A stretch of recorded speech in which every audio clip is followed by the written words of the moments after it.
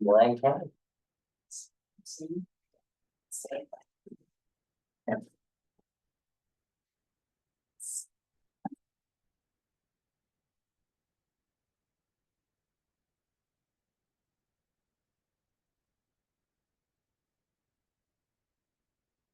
Can you see that better? You can't get who they're my ones. They're on No, back order, because Christine. If they were on order for you, they'd be on. They're on order back for me. order.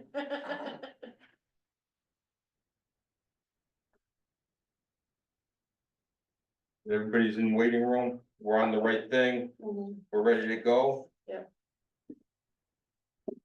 Call to order the regular meeting of May 19th, 2025 at 6:30 p.m. Of the Board of Selectmen. Would you join me in the pledge of allegiance? Pledge of allegiance to the flag of the United States of America and to the republic for which it stands, one nation, under God, indivisible, with liberty and justice for all. I thank you.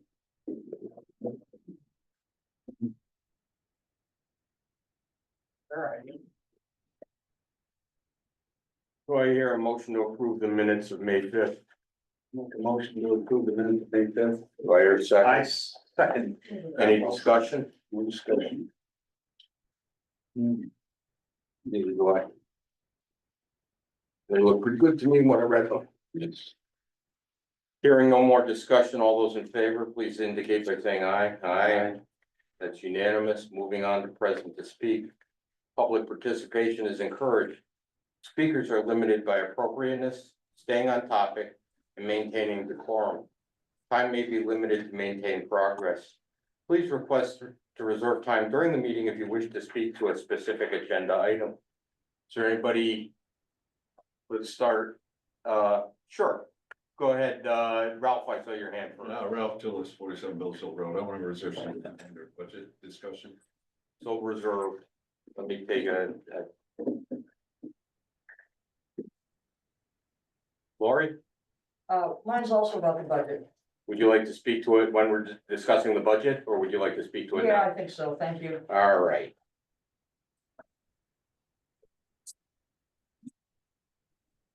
Hi, Sarah. Hey, are you present to speak? Are you present to speak? Maybe. Depends on what you have to say. You're up now. If you would like to speak now, or you'd like to speak during the budget discussion, either one. I can go, okay, All right, go ahead. okay, Sarah Smith, 69 Eldridge Road. I'm concerned basically of the recommendation that we have a 0% for our budget, okay, increase, because I'm afraid that will hurt our town. And if it is a negotiating point, from, I do try to keep up online, excuse me. But it seems like we're just not making progress, we're not going forward. So I would really appreciate it if, in the spirit of negotiating, because everybody here, most likely wants what is best for our town. We love our town. We want to see things that will grow the attractiveness of the town so that people will not leave. And I would just appreciate a spirit of working together and not digging our heels into one thing. Like, no, we're not going to give any money to the budget. And we'll hold on to that until there is no budget for this town. I don't think that's feasible. Thank you. Thank you. iPhone? Online iPhone? Sorry, I'm good. You're good? Yeah, sorry, I didn't realize I raised my hand. I apologize. Excellent. You didn't, it's a different iPhone. There's 2 iPhones. Oh, there's 2 iPhones, the other iPhone. I think you can unmute him. Yeah, if you can ask them to unmute.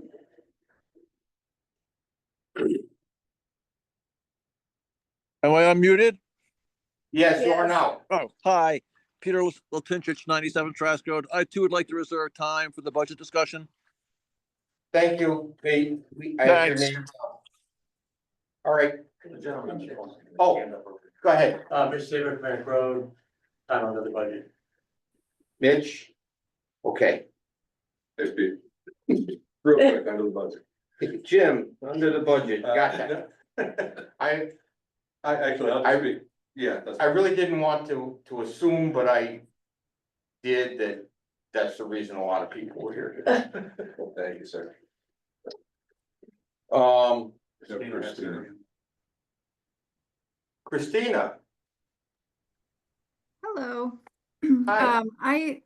I guess my comments are budget related, but I'm not gonna be able to stay on because I have a work meeting I have to go to at 7. So, I basically just want to say that, the Board of Finance is gonna be meeting again on Thursday. And we're all gonna go through this very painful process of, coming to a budget that we all agree upon. And I'm just hoping that there is some talk and some commitment to supporting whatever budget goes forward, particularly from the selectmen. And because last time it was very disheartening to see, um, at least one member of the Board of Selectmen actively campaigning against the budget that was put forward. And that just makes things feel like a huge waste of time, honestly. And it's not productive. So hopefully, this time around, we're gonna do things a little bit differently. And I hope that everyone is on board with that. Thank you. thank you. Mitch, Yeah, Joe President to speak. Mitch Saber, Granite Road. I don't think it's ever a waste of time for public discourse in the political process, whether somebody's opposed or for the budget. So I just want to put that out there. okay,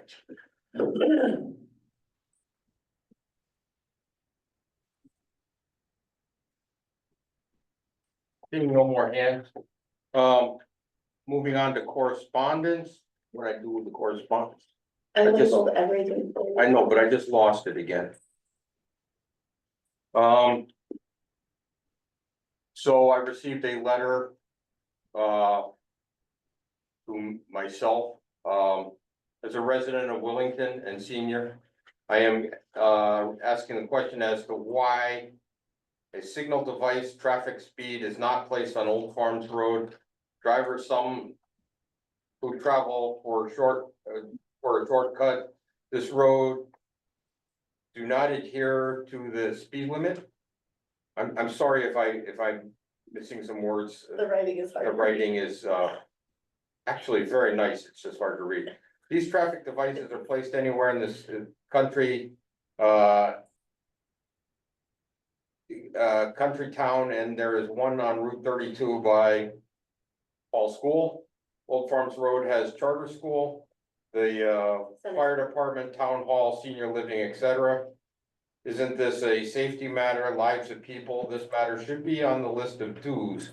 Safety is the name, and the speed limit should be enforced. Hopefully, a matter of import as is showed by priority. Thank you, Mary Culverwell, I believe it is. Maybe that's an N. Anyways, so we've received this, and to that end, I would like to say that,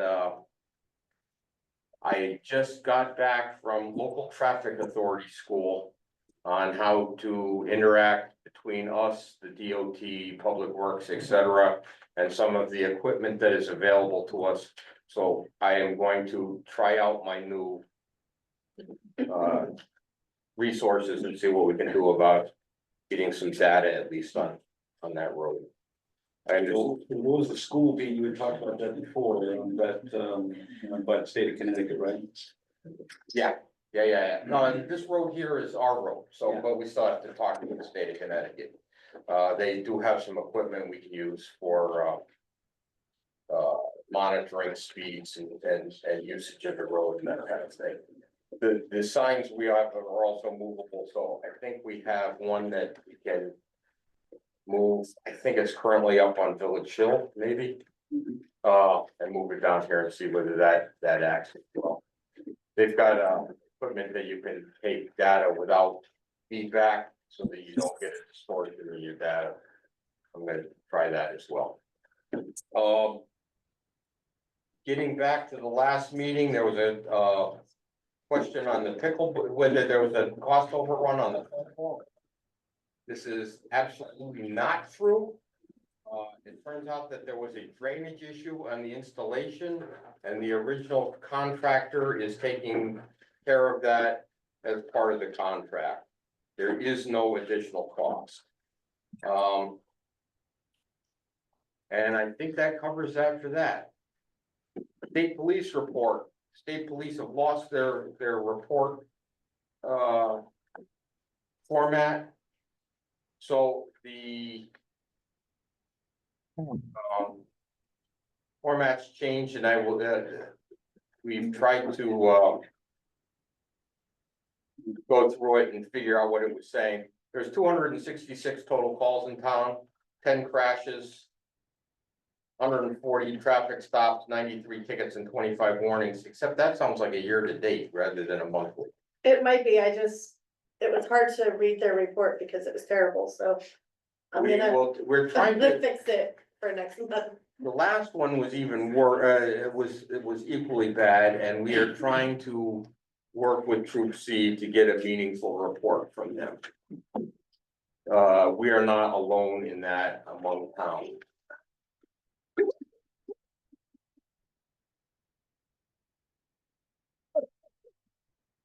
I've had it worse. It's needed, it's good.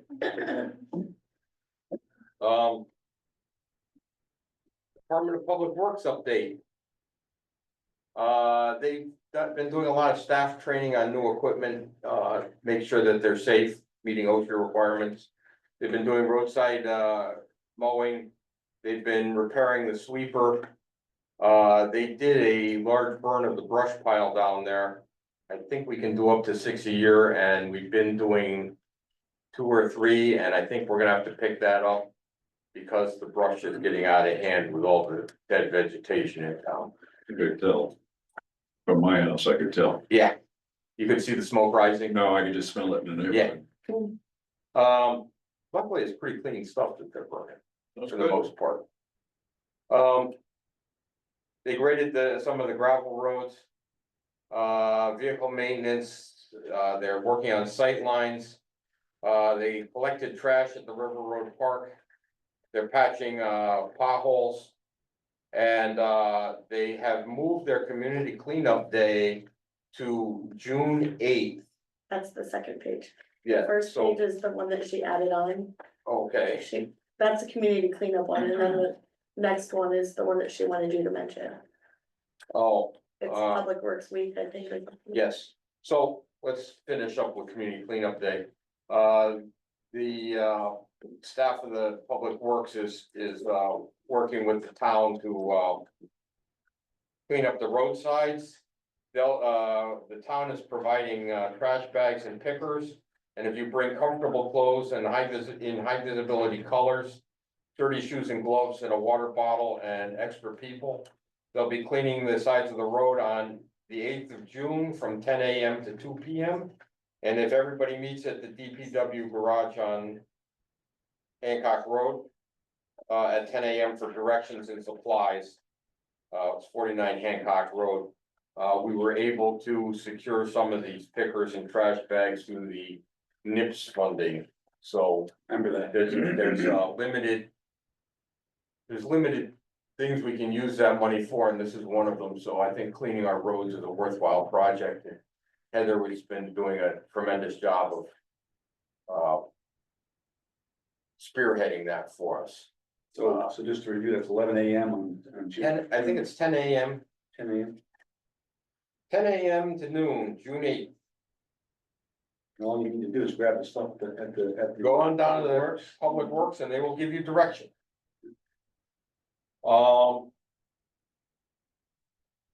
May 18th to 24th. So yesterday, this week is National Public Works Week. So if you see some of our public works people, please thank them for the job they're doing. I think they're doing a tremendous job. Particularly down at the transfer station. I got a attaboy letter. Did I read that last time? No, you didn't do that last time. Oh, I don't have that in my file today, but they have done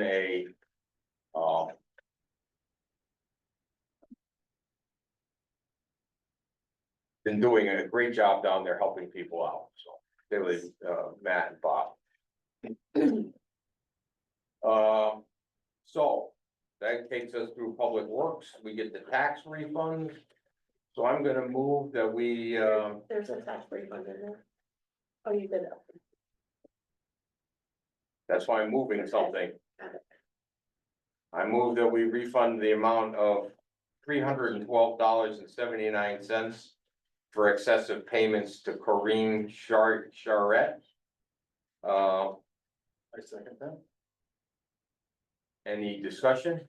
Hearing none, all those in favor? Aye. Unanimous.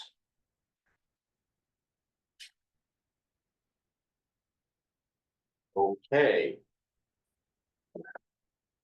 See how I wanna do this. Can't figure out. Paper.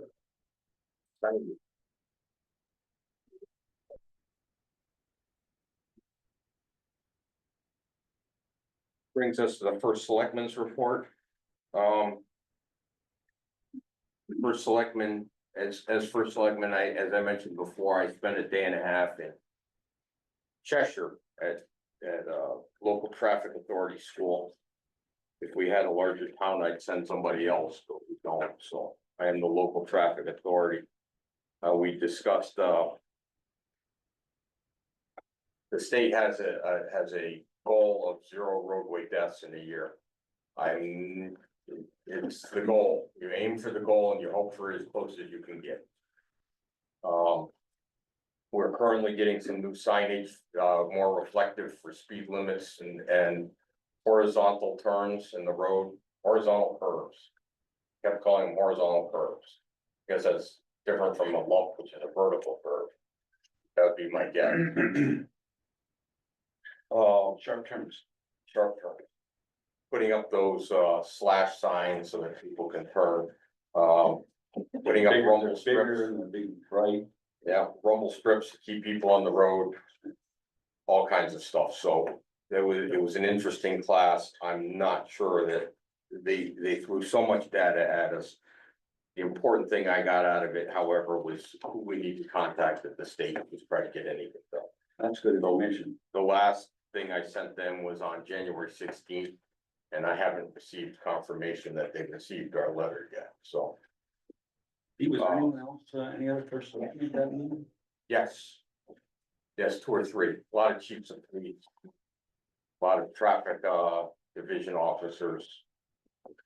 Public works from Holland. And so it was an interesting class. The other thing is we took a meeting this morning with the town of Holland. Apparently the bridge over the Willimantic River on Depot Road has experienced some, oh God, I can't remember the word now. Scrubbing, Scour. scour, that's the word, and is now unsafe. We own half that bridge. It's a $2+ million replacement cost. And the town of Stafford, bless them, we owe them big time. They are paying, they have secured a grant for 100% of the cost, their side and our side, and they're doing all the legal for it as well. So I thank them profusely for half of our bridge. From what I understand, the new design has a additional width to it, so you can fish off the bridge. That's what I thought. They always put sideways. Yeah, On at least one side. yeah. So That would be an.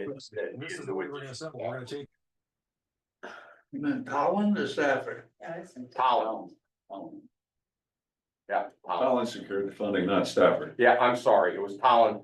Colin has a young lady who gets grants and has brought in many times her salary and grant money. I guess that pretty much covers it for my status report for this week. Oh. There was a crash this morning. One of our trucks was in Vernon picking up supplies when a car hit it from the back at a stop sign. All of our employees are not injured, and from what I understand, there was very little damage to our equipment. The car that hit it, however, is a different story. Also, no injuries, which is what we're looking for. Which brings us to new business, which is the budget discussion.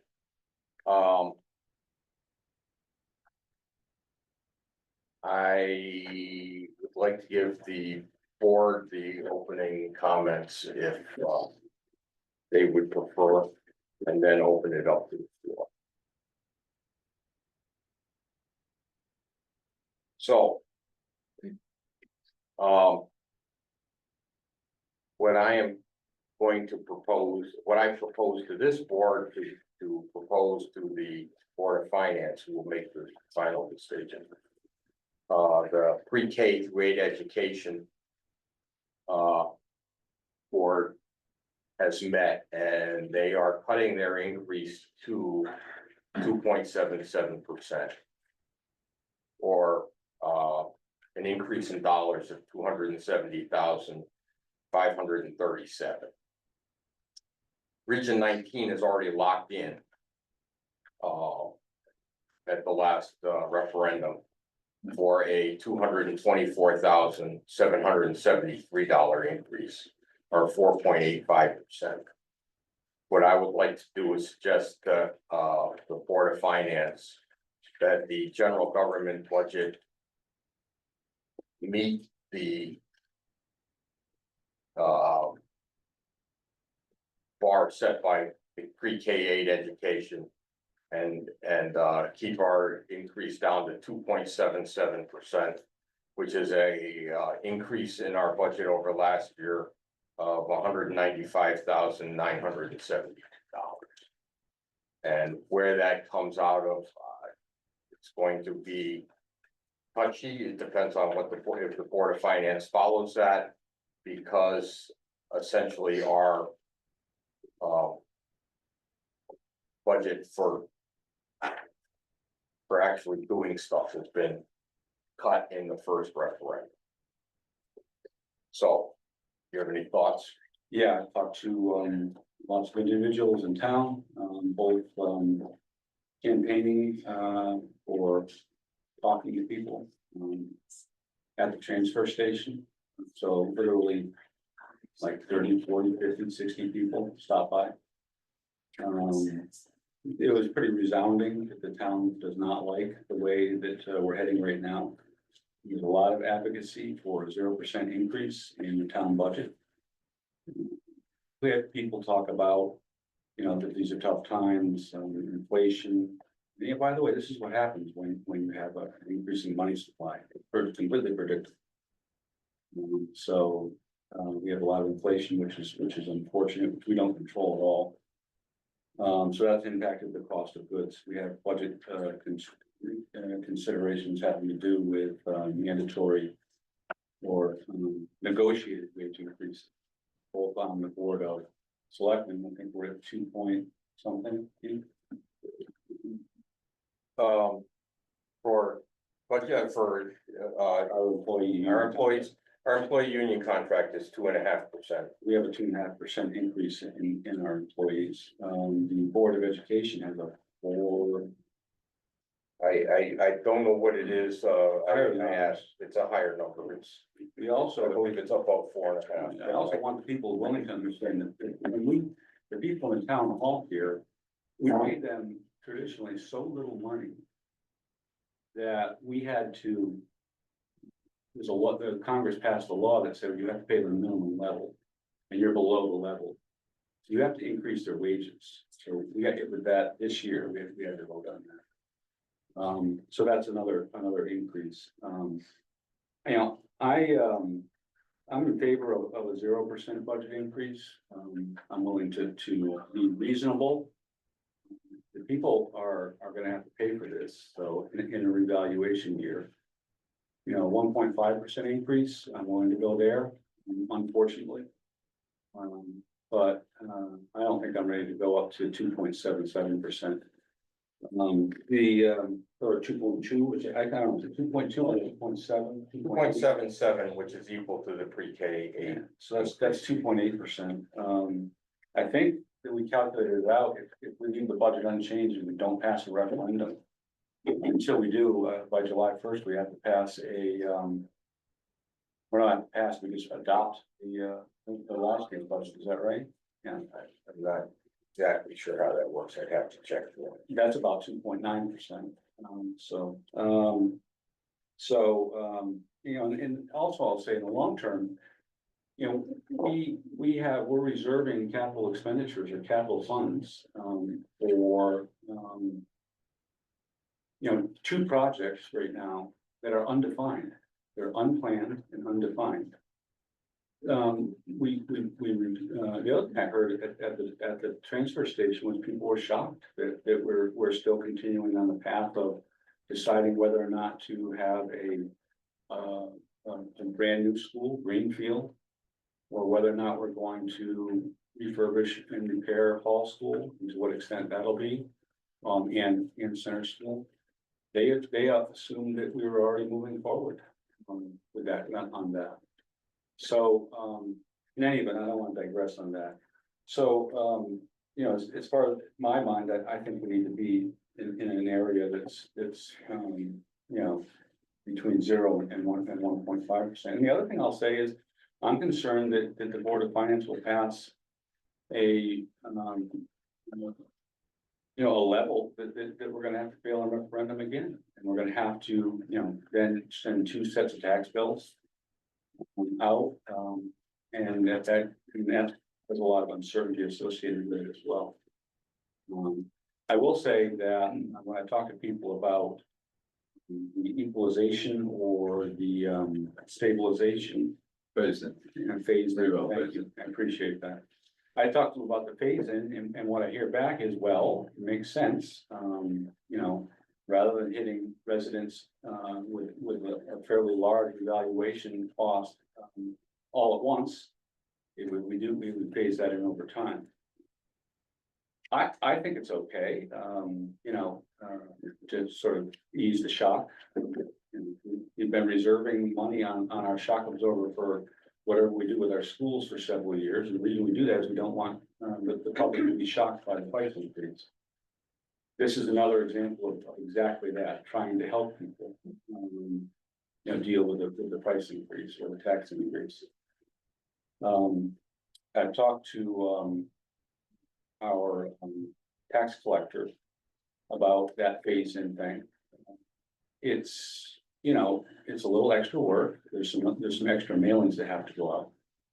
But it's not really the tax collector that's, to my mind, maybe I'm wrong, I'm not an expert at this, but to my mind, it's not really the tax collector that where it's gonna have an issue. It's the assessor, and it's assessing that and spreading that over time. I think it's fairly straightforward to, you know, apportion the property or the increase over time.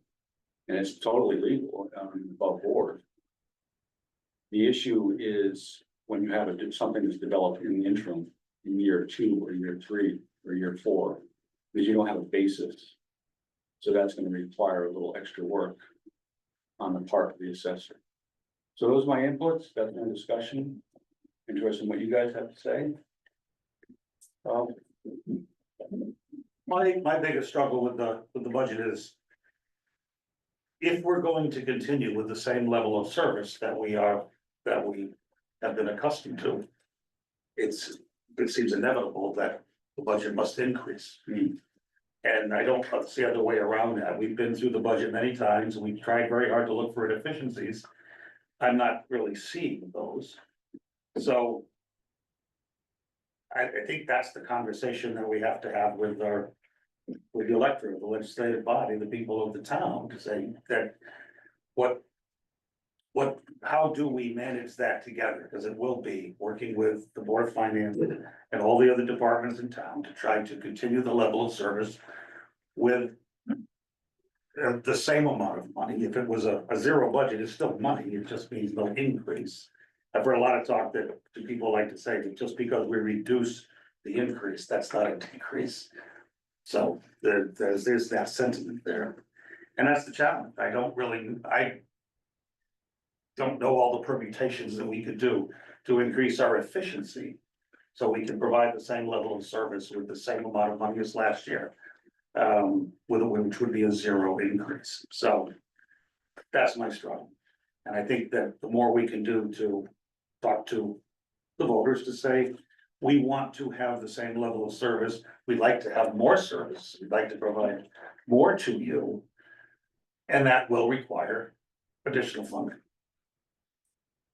Yeah, I agree with everything you said, and, I think that we also need to understand that, traditionally, we've run a fairly large surplus account in our town. Our coverage ratio for our expenses in the case of emergency, earthquakes, hurricanes, COVID, things like that, has traditionally been very, very high. And the guidelines call for 8 to 12% coverage in our surplus account. And last year, we took $900,000 out of our surplus account and applied it to current year spending. This year, with the budget so far has been discussed, includes a $700,000 transfer from surplus. That puts us at 8% at bare minimum. So about is 8.1. So that's a problem because next year, on top of the increase that we're discussing, there's going to be a $700,000 built-in $700,000 shortfall. Maybe there's some tweaking you can do around the edges. Maybe we'll get a little bit more from the state of Connecticut for a certain project or two. Maybe the education will come out a little better, but we're still going to have a shortfall, and it's attributed to do nothing more than spent down our surplus to the extent where we can't hit it up anymore to quite the extent that we have in the past few years. It's gonna happen. Just follow up on I'm sorry, I apologize. You do that. All right, are you done? Yes. For right now? Are you done for right now? All right, let me get something in for Yeah, just a sure. second here, Mitch, before I open it up to the floor. There's been a lot of discussion about phasing in the reval over 4 years. We're not gonna collect less money from the town that way. We are going to collect less money from the homeowners who have seen their increase in their property values go up less. And we are going to therefore tax more the people whose property didn't go up. To my mind, it's very similar that if your wages suddenly increase, so is your income tax. But if I don't want my income tax to increase, so I'm gonna tax the guy down the street whose income didn't go up nearly as much, more. So that I don't have to pay for my tax increase. That, and it's gonna screw up all the state laws when it comes to veteran benefits for not paying for their deferments on taxes and that kind of thing. So I gotta say, I'm standing against that. I have talked to the tax collector and she would like to see us divide, instead of dividing it into a two time a year collection into a 4 time, so that people would have a chance to catch up. That should make it a little easier on people. I just don't like the idea of shifting a tax burden from the majority to the minority. That's goes against everything I believe in, so. Can you say more about that 4 and 2 thing? I didn't understand what she's recommending. Oh, rather than collecting taxes twice a year, half in July and half in December. Yeah. pay a quarter in July, a quarter in, Okay. in September, a quarter in December, a quarter in, what is it, April, May, Yeah, March? okay. Whatever it is in there, April, whatever. go ahead, make me divide 12 by 4. Go ahead. So that's where I stand on that. The other thing is that I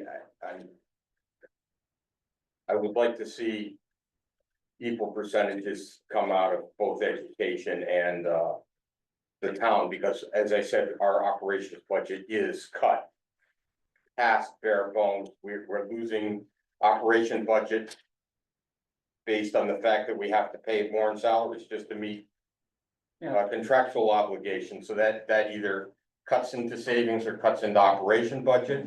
And currently, as it stands, K-12 education, so make sure you understand me, it's K-12, not K-8, pre-K-8 or Region 19. As it stands now, pre-K-12, total education budget, everything going to education.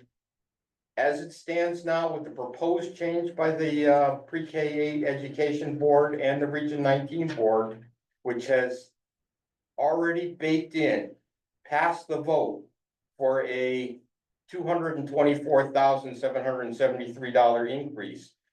That comes out to $495,000, $495,310, almost $500,000 raise in education alone this year for this town, and we have approximately 550 students. Right around 550 students. I did the math upstairs when I had the student population numbers, which that comes out to $904 per student next year alone. Increase, a $904 per student increase. That seems like a lot of money. I don't know. I'm not in education. And if you look at it in total, I don't wanna, maybe I'm rehashing stuff that everybody already knows, but if you look at it in total, we're paying $28,000 per student to send them to our school. 20, yeah. And I, you know, kind of following up on what you were just saying, Pete, about our budget, and I'd make 3 other points. The first one is, that the library got their budget cut, by the Board of Finance. They said you need to take more money out of your trust fund. And to pay your, I don't know if it's operating or continuing, capital expenses for the library, but they cut our tree budget, as well. I mean, there's not, I mean, I know, I talk to people at the dump, I talk to, the transfer station. I talk to a lot of folks, I take calls on the phone, you know, how can this be? How can this be? There's nothing there. I mean, you know, we have a part-time, half-time assessor. You know, it's like, think about it. Your United Technologies, they're gone now, whatever they are, Raytheon. You know, is your chief financial person gonna be part-time? We have, and the same thing over here with our land office. There's anybody that thinks that there's fat here, there isn't. We're in agreement. Right, we're all in agreement. What is here? You know, so, anyway, so as far as, and I would also say, Pete, you and I have had this conversation many times. That many of the town services, the town budget, our budget, the ones that you and I and Andy pass. It does not serve the town budget at all. It serves the schools. So we mow their lawns, we do their payroll, we do their bookkeeping. And not we, it sounds so like us and them. I didn't mean for it to come out that way. There's a lot in that budget that is education. So when you look at it and you look at the amount that it is, cut some off the top. It's not being spent on, you know, town services, then it's being spent on education services. Okay. Well, let's go in the order that I wrote people down here. So Lori, you have the floor. Okay. Lori Sankamon, Turnpike Road. To that last comment, the decision was made years ago to combine the finance for the schools and the town because it presented a savings. So when you say that that's fat on the top, it really isn't. But here's what I really wanted to say. I request a reasonable budget. 0% is not responsible or reasonable. The Board of Ed made cuts last week to come down to 2.77% increase. That is very reasonable and responsible. We do not have a lot in our small town, but small class size in our local schools is one of the benefits. And cutting staff is not easy to absorb, especially with small classes. You cut one teacher. Is that first grade? Is that fourth grade? Is that band? No, you need all those things in a school. And we know that Region 19 came in at 4.9%, and we have to accept that because it passed overall. If the town brings their budget down to under 3%, similar to the Board of Ed, I think that's reasonable. A zero increase would mean cuts as everything is going up. We don't have enough staff hours in public works and many other areas in town, but I understand keeping taxes down. I would also hope that members of this board will support the budget going forward. It was very irresponsible to bring a budget to the Board of Finance and then campaign against it. That's why many of us consider the first referendum a waste of money. It was your budget and then you campaigned against it. It would also be irresponsible to hope this next referendum fails so that we can default to the current budget.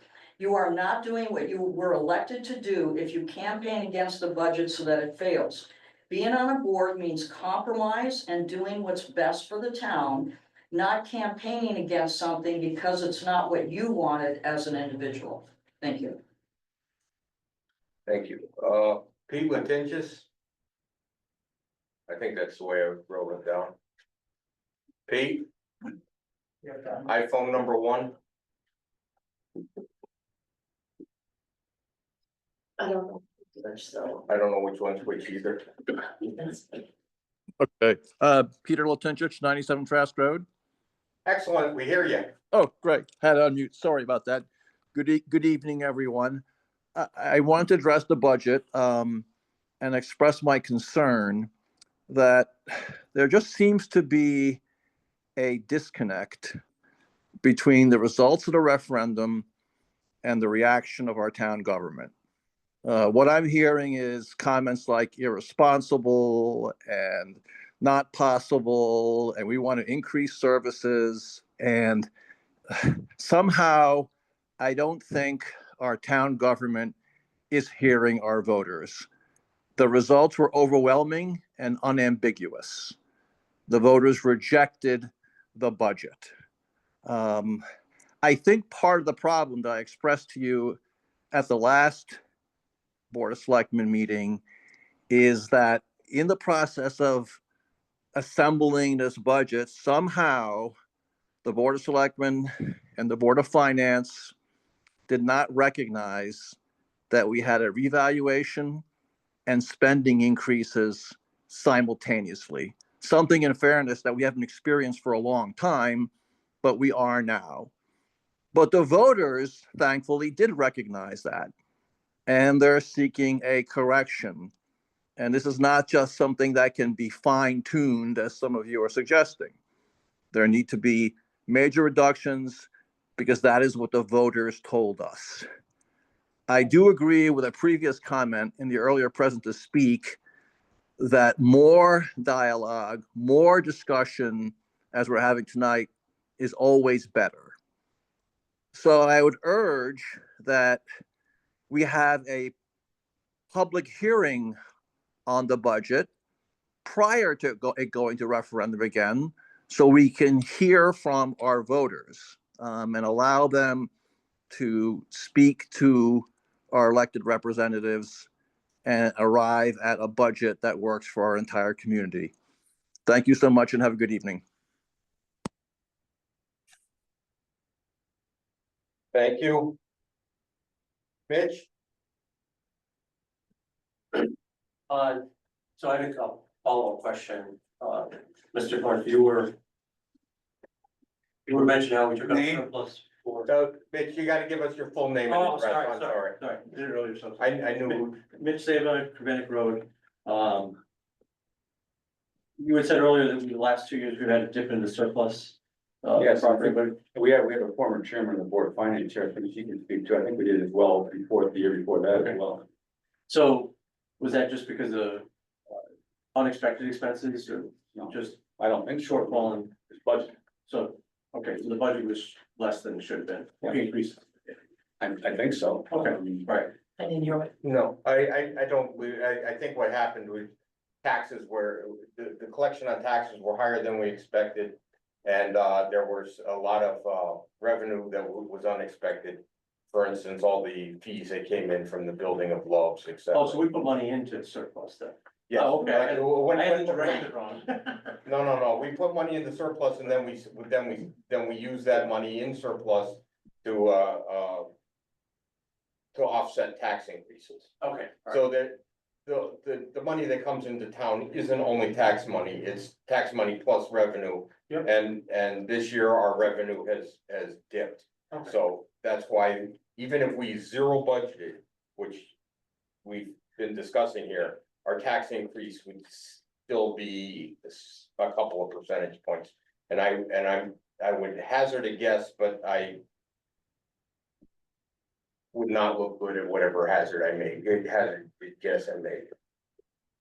So.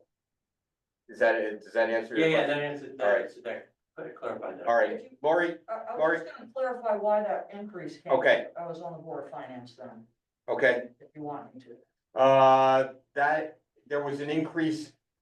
Remember the- Back with The state was gonna require us to cover the. yes, teacher Teacher retirement retirement, and so we benefits. had to put money in, and then we had the surplus, and so that's. Right, and we got it back, and we had put it in the wrong line, so it took us 2 years to get it back. Sounds familiar. The other point, you know, we mentioned one of you guys mentioned the Region 19 vote, Yes, and that passed. But if I'm not mistaken, Wellington did vote down. yes, but that doesn't matter. What they- No, I understand that. It Yeah. doesn't matter to Region 19, it got passed, legitimate, all that. My point to that is though, the people of Wellington didn't just vote down the K through 8. And the Brown budget, they voted down Region 19 as well. Yes, So they were opposed to all of those taxes. I thought that was important to clarify. okay, Also, I think, Mr. Clerk, again, thank you, the survey and people you were talking to, it sounds like they support the vote. That they overwhelmingly.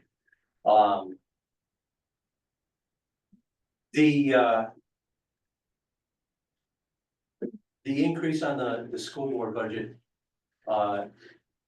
which is, they're still proposing another increase this year. There was an increase last year as well.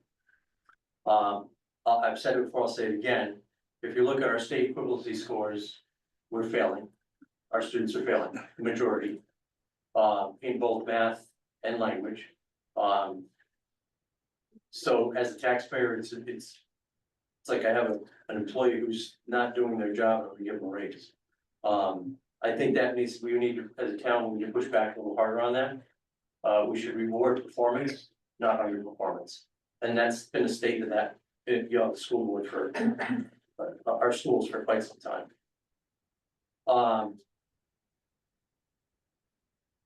I know you guys don't wanna talk about cuts. And I know that we do run a thin ship here, I get that. As a taxpayer, I can't think of any services I want you to add.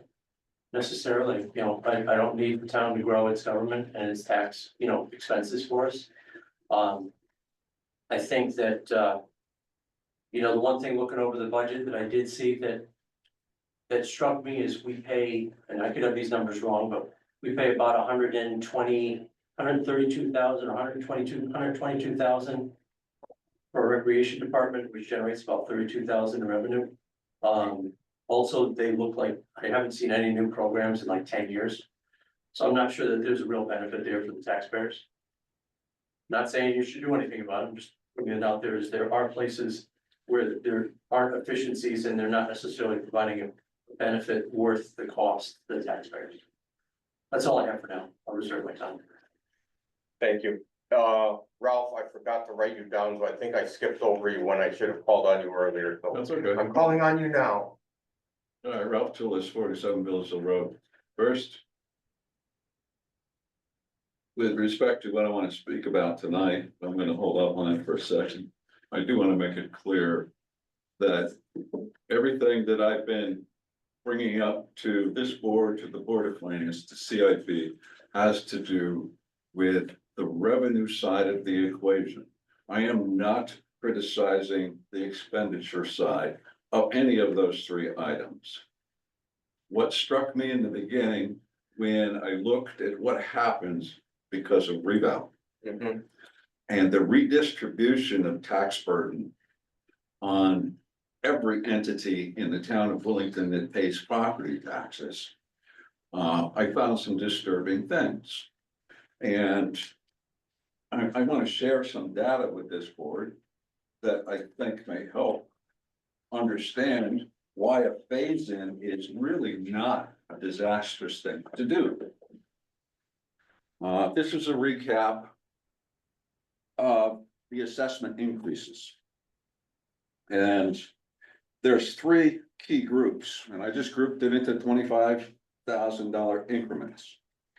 Between 25,000 and 100,000 increase in assessment. That comprises almost 80% of the 1,912 homes that are on the tax rolls. Okay? So I'll share this with you guys. You stand up, I'll let me give it to you. Now, when you look at where the tax revenue is coming from, 67% of the money that needs to be raised by taxation comes from residential properties. And Keith, you were talking earlier about hammering the little guy with higher taxes. No, I'm no. not sure. What That is exactly not what I said. Okay, what did you? What I'm saying is that the majority of people are taking advantage of the minority of people, the number of voters. What, the minority has a lot more money. Don't get me wrong on that, they are not the little guy, Okay, but they are the minority, and I just find it, objectionable when the majority of voters takes advantage of the minority of voters to say it just sounds a little communist to me, but that's where I'm standing right now. okay. I suffered with the same thing, because it's business that's gonna get not penalized, they're not gonna get as much benefit as residential is. Well, they're gonna be penalized at the beginning, because They still get the same tax implication. their taxes are gonna go up more than they would have, because our total income is the thing. It shifts the tax burden. Correct. I don't disagree with that. From a residential property perspective, if you had a zero assessment increase, you're not gonna pay, you're not gonna get hammered. The commercial properties, yes, there's going to be Right. a significant increase there. And what I did was get the burden. I've also Ralph, got. can I interrupt you for just a Yes, I second? can. I gotta tell you, I appreciate these graphs, they're beautiful. They really are, he's done his job there. I did two series of analyses here. Comparison of tax obligation over 4 years of graduated increases versus hit everybody with the reval right off year one, Mhm. okay? And this is a little difficult table, but the first one is, You share with us before you start talking about it, so we can follow along? I'm sorry, second page. I'm kind of visual on some of this. No, I understand. There you go. Second page is 0% annual inflation. Constant non-tax revenue over 4 years. With the 700,000 left in Mhm. the fund balance supply, okay? And the columns involve a median residential property, the average of 1,912 properties, the average of the 15 highest, and an example of commercial, which would be FedEx. And the rightmost column is my own property. I just threw that in there just to show this is real. And the savings over 4 years for the first column is $353. Okay, so Where am I looking? That's the blue on the bottom, right? correct. All right, so you got The blue bar across the bottom. $352 is the 4-year savings if graduated to the median property in Wilmington. That's what you would save if we graduate the rebound increase. Understood, and across all of them, all the properties, all 1,912, it's 970. And that's the average of 1,912 properties. Right. For the 15 highest assessment increases, that savings results in about $6,000 over 4 years. And FedEx, on the other hand, over 4 years, would pay 60,000 more over 4 years. They're paying more as well. Right. The second page is factoring in 1.5% annual inflation and no fund balance supply. The numbers aren't significantly different for the residential properties.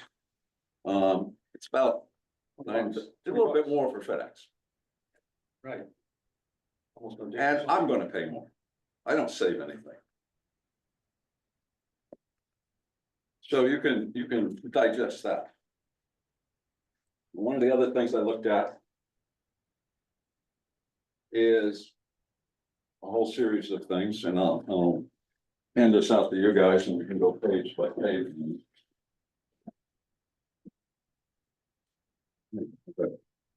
As I looked at our budget since 1998, and this was done when I was on the SBC. The blue line is in current dollars. In other words, we start out with $1998.99. The red dash line is equalized to 2024 dollars. And what you can see is our annual budget ran between in 2024 dollars from 1998-99 fiscal year to the 24-25 fiscal year. Our budget was pretty much consistent between 20 million and 22.5 million a year. There's some ups and downs, and the teacher's insurance, of course, skewed one of those years. Looks like 2018 to 2019. And up to for between 16, 17. 17, 18, 22, 23, our budget in 2020, $24 actually declined. But now we're back on an uphill climb. Second page. This is correct, Ralph, this is correct for inflation, right? Did you use actual numbers or actual inflation? Yes. I researched the consumer price index to come up with the $2024 Okay, so it's not. You didn't use CPI inflation. I'm sorry, You didn't use CPI inflation. You, what inflation number did you use? it was I think it was the Fed Okay, website. so good. Thanks. Second page was just a blow up of a portion of the budget from 2010 to 2023. And I was just showing budget growth both for Region 19, local ed, and the government. And total spending is the dark blue line at the top.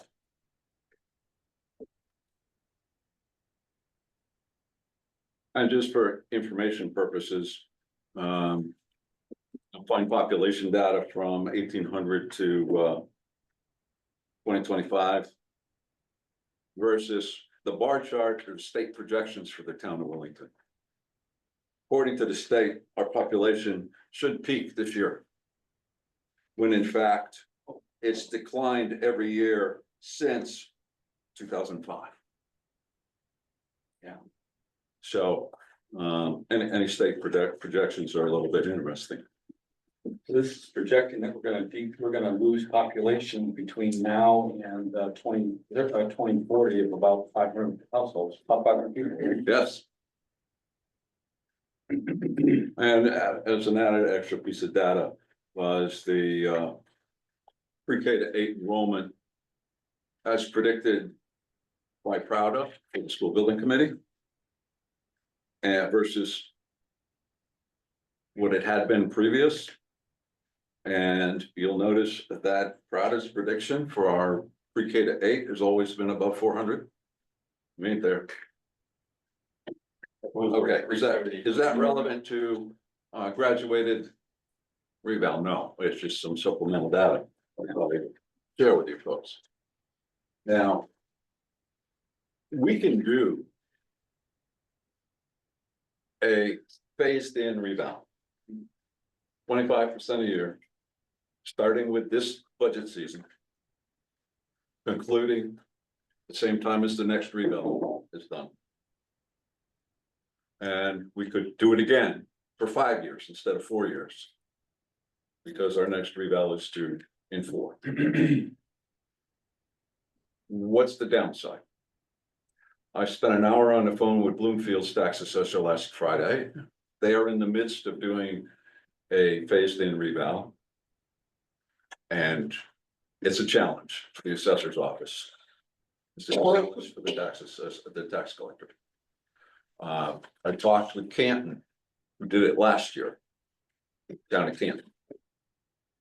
And yes, there's some challenges there. Mostly software related with the companies, the consultants we hire to do some of this work. They can't adapt to anything other than a 5-year cycle. So a lot of stuff needs to be checked manually. As far as the veterans benefits, I don't think they're going to be adverse. The people that are going to get adversely affected the most by veterans benefits is going to be the assessor in making sure the records are correct so that their exemption is not hurt. As far as the education cost sharing by the state of Connecticut, which relates back to the grand list, I'm still researching exactly how that's affected. Intuitively, I would like to think that it's a measure of the town's wealth, our grand list. So rather than making this big jump from 23 to 24 reval numbers, well, that grand list grew dramatically, so we must be really wealthy. We don't need as much money from the state of Connecticut. Now, don't take what I'm saying as gospel because I haven't confirmed the formulas used by the state of Connecticut. Other than Good luck with that. that's a challenge, without a doubt. I'm not intentionally speaking against the budget in any way, shape, or form.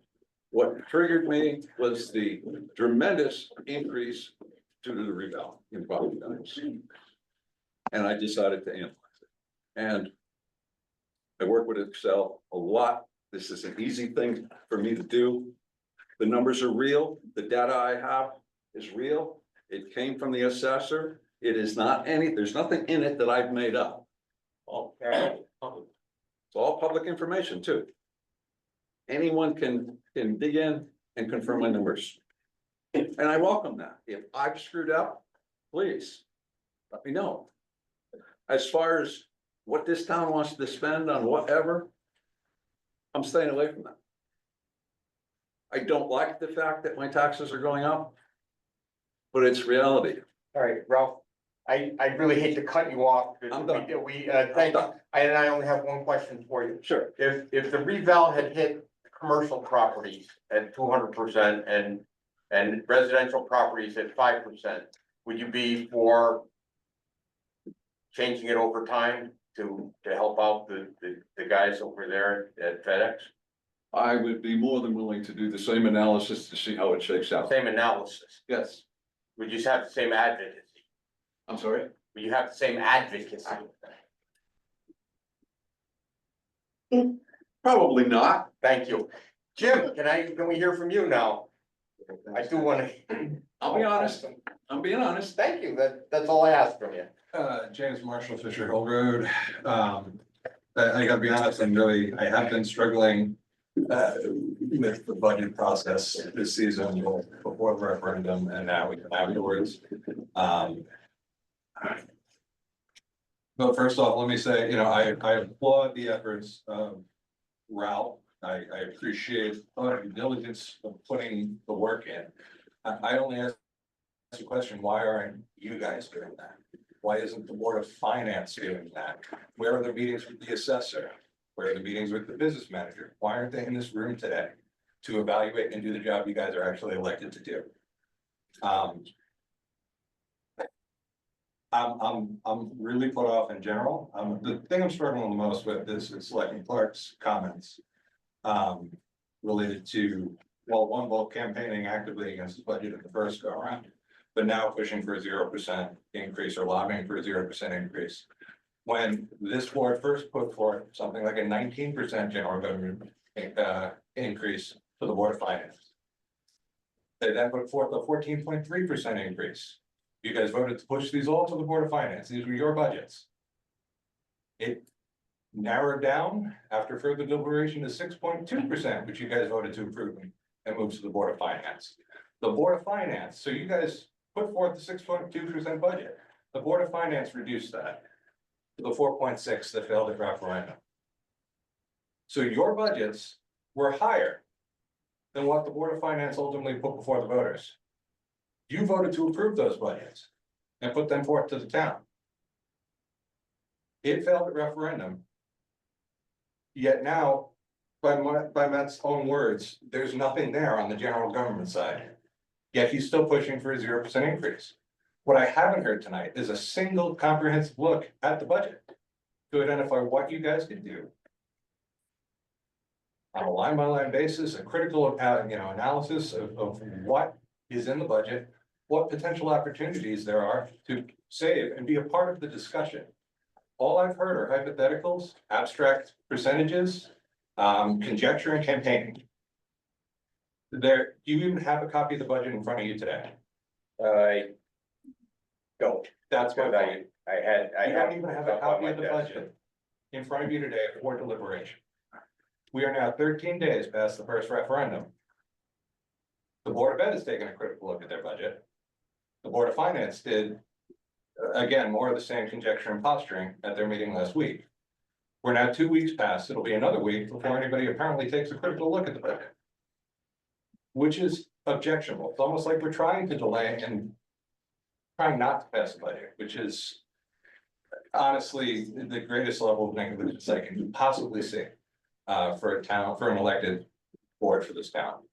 You guys, you need to do better. You need to take a critical look and base your analysis on data. I don't know how we're at this point here and why it's all posturing and why nobody's doing the damn work, but I implore you to start. I implore you to do it more aggressively. And please just move the damn needle along because we're getting nowhere fast. So thank you very much, guys. Okay, is there anybody else? Oh, Zoom 2 at Willington. Are you there? Zoom 2? Yeah, hi, Peter, it's John Tehan. I don't know why my name comes up as Zoom 2 and I can't change it. So I'd like to reiterate. I'm just going with Zoom 2 until you identify yourself. Okay, John Tehan, 26 Eldridge Mills Road.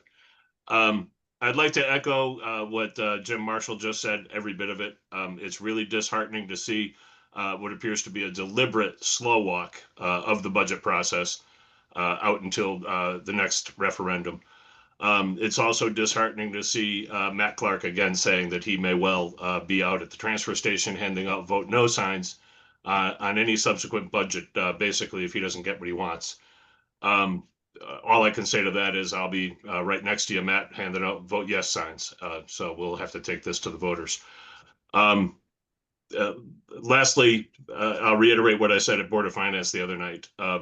Our taxes are how we pay for civilization, and we should all be proud to have the civilization that we have, and we should be proud to pay our taxes. It's our patriotic duty, actually, to pay our taxes. They're not a burden. They're the promise that we make so that we can have a good town for everybody to grow up in and for everybody to live in. So thanks. I'll get off my soapbox. Okay, Mike McCoo online. Thank you, Mike McCoo, Clover Springs. I'll try to be speedy. I do have some interest in what the first selectman brought up about the 2.77. It seems like there's some effort at compromising the impact on the taxpayers with also trying to keep reasonable level of services that we just simply have to do. So I'd definitely like to hear more specifics on how that rolls out. And I very much understand the wish to have 0% increase, and having wrestled with this for years on the Board of Finance, and even having a year where we were considering sending a guidance letter out to all the budget submitting departments before they even submitted their budget for the next fiscal year, and considering whether that letter should tell people to come in at 0. I understand what a sort of philosophical and practical battle it is. 0% is, I don't believe, is practical or effective. And it puts us in this same sort of tennis match back and forth of, when we want to critique somebody, we say they didn't spend enough money and didn't take care of whatever thing they're responsible for, whether it's a service or a facility or whatever. And they say, wow, look at the bad job you've done taking care of it. Now it's going to cost us more to fix it. But then when they ask for money for it, they're asking for too much. In the end, it all comes down to the taxpayers and what they can afford, and I respect that greatly. I know I'm in a position where I'm very fortunate and have worked hard to be in a position where I can afford a little more for taxes, but I don't ever think that I have the right to put that on other people. However, having said that, this is just a fact of life in a society, and Ralph brought up some examples of towns that have tried the phase-in. If you look across the state, since COVID, towns, cities throughout the state have had this same conflict between inflation, reval, and all that. The fact of the matter is, we cannot, there's no real good way to delay or defray that except shoving it onto other people. As the first selectman said, if properties like FedEx and our other large industrial commercial type taxpayers saw a significant value increase, that would have all sorts of effects for their business, including the fact that they may have more borrowing leverage, or they may be able to sell or refinance a property. They would have value within their business of having that more valuable property, and thus they would pay more in taxes for it. We would not, as individual residential homeowners, want to say, well, we don't want to be too hard on FedEx or another business, so let me increase my taxes artificially through a higher mill rate. So I don't think we should be doing it the other way around, because in the end, some of what you give back also gets watered down by the increased mill rate to make up the difference. In my particular situation, I did a rough calculation, and what my cars would go up and what my mill rate would potentially go up in a sample that I created, which hopefully isn't completely wild guess. It turns out that I saved nothing by tapering in the reval, because the potential increase in the mill rate sucks up some of it, and the increase in the taxes on my vehicles sucks up the rest of it. So I don't think there's the time, especially to Jim's comment, where we don't have the people who really have to sign their name on the bottom line of this, like the assessor, et cetera, rolling out what this program really looks like in dollars. It's hard to pick up on it. So having said all of that, I think it's reasonable that we go forward with some amount of compromise. The taxpayers have said they didn't like what was presented. I completely disagree that they told us exactly what they wanted. That's purely conjecture. But it seems pretty clear they did not want it to be that high. I've never seen our taxpayers in my entire life in this town say that they will only vote for 0. So I don't think we should ever be assuming that's the message, especially when we have not actually asked people that information. Having said all that, good luck with the process, and please, whatever you decide, give us, even if it's a 1-paragraph memo, give us something that you send forward to the Board of Finance about your methodology, and hope that the Board of Finance, for a change, puts some explanation to their methodology out to the taxpayers. So when they're making the evaluation on how to vote on it next, they know how we got here, why we're in this position, and what this difficult process was to get to the next version of the budget. Thank you. Thank you, Mike. I saw Bob first. Bob Shabbat, 17 Jared Sparks Road. I know that the town has gotten grants for the road work on Village Hill. Mhm. How would a 0% increase in tax in the budget impact that? Would that allow you to continue and move forward with that, or would that kill those grants? It would depend on where the cuts were made. I would hope that we would maintain the planning for those projects so that we can maintain our grants. To kill the planning to on that and lose a grant, I think would be financially irresponsible at best, probably criminal at worst. Just one more thing. Mhm. What I've seen over the years is that the town using the reserve fund. They've used the reserve fund to hold artificially down the mill increases over the years. Which meant we, as a town, were not keeping up with inflation. So over this 20 or 30 years, we've been gradually digging ourselves into a proverbial hole. And this year, everything has come together and we're in the situation we're in. Last year, everything was good. You wanna hold taxes down, almost $1 million out of the reserve fund that was used not to set something aside or a sizable amount for what's coming down the road. Well, that's the can that we keep kicking down the road. We're not keeping up with inflation because we want to hold the mill rate as close to zero as possible. To what end? All you do is you dig yourself deeper into the ground and it's harder to get out of that damn hole further down the road. Everybody's got to take a different stance on how much mill rate should go up. It's essential to keep pace at a minimum with inflation. And the town has not been doing that. Thank you. Thank you. Stephanie, I saw a hand raised. Stephanie Summers, 4 Wag Road. Good evening. I'm speaking tonight about the obvious plow to slow walk the process of getting to a second budget referendum a whole month from now, just before the fiscal year ends. It's a partisan effort to confuse officials and the public in a complicated budget year, due in part, but not fully, to a revaluation with dramatic results. It began at last Thursday's regular Board of Finance meeting, where BOF Chair Bruce Lawler directed a loose sort of public hearing and stymied any significant board action to make motions, take actions, and move the process ahead. After the first referendum failed May 6th, several board members and the first selectman, as he told me at the time, expected a quickly convened Board of Finance special meeting to take next steps. But we didn't meet until 9 days later.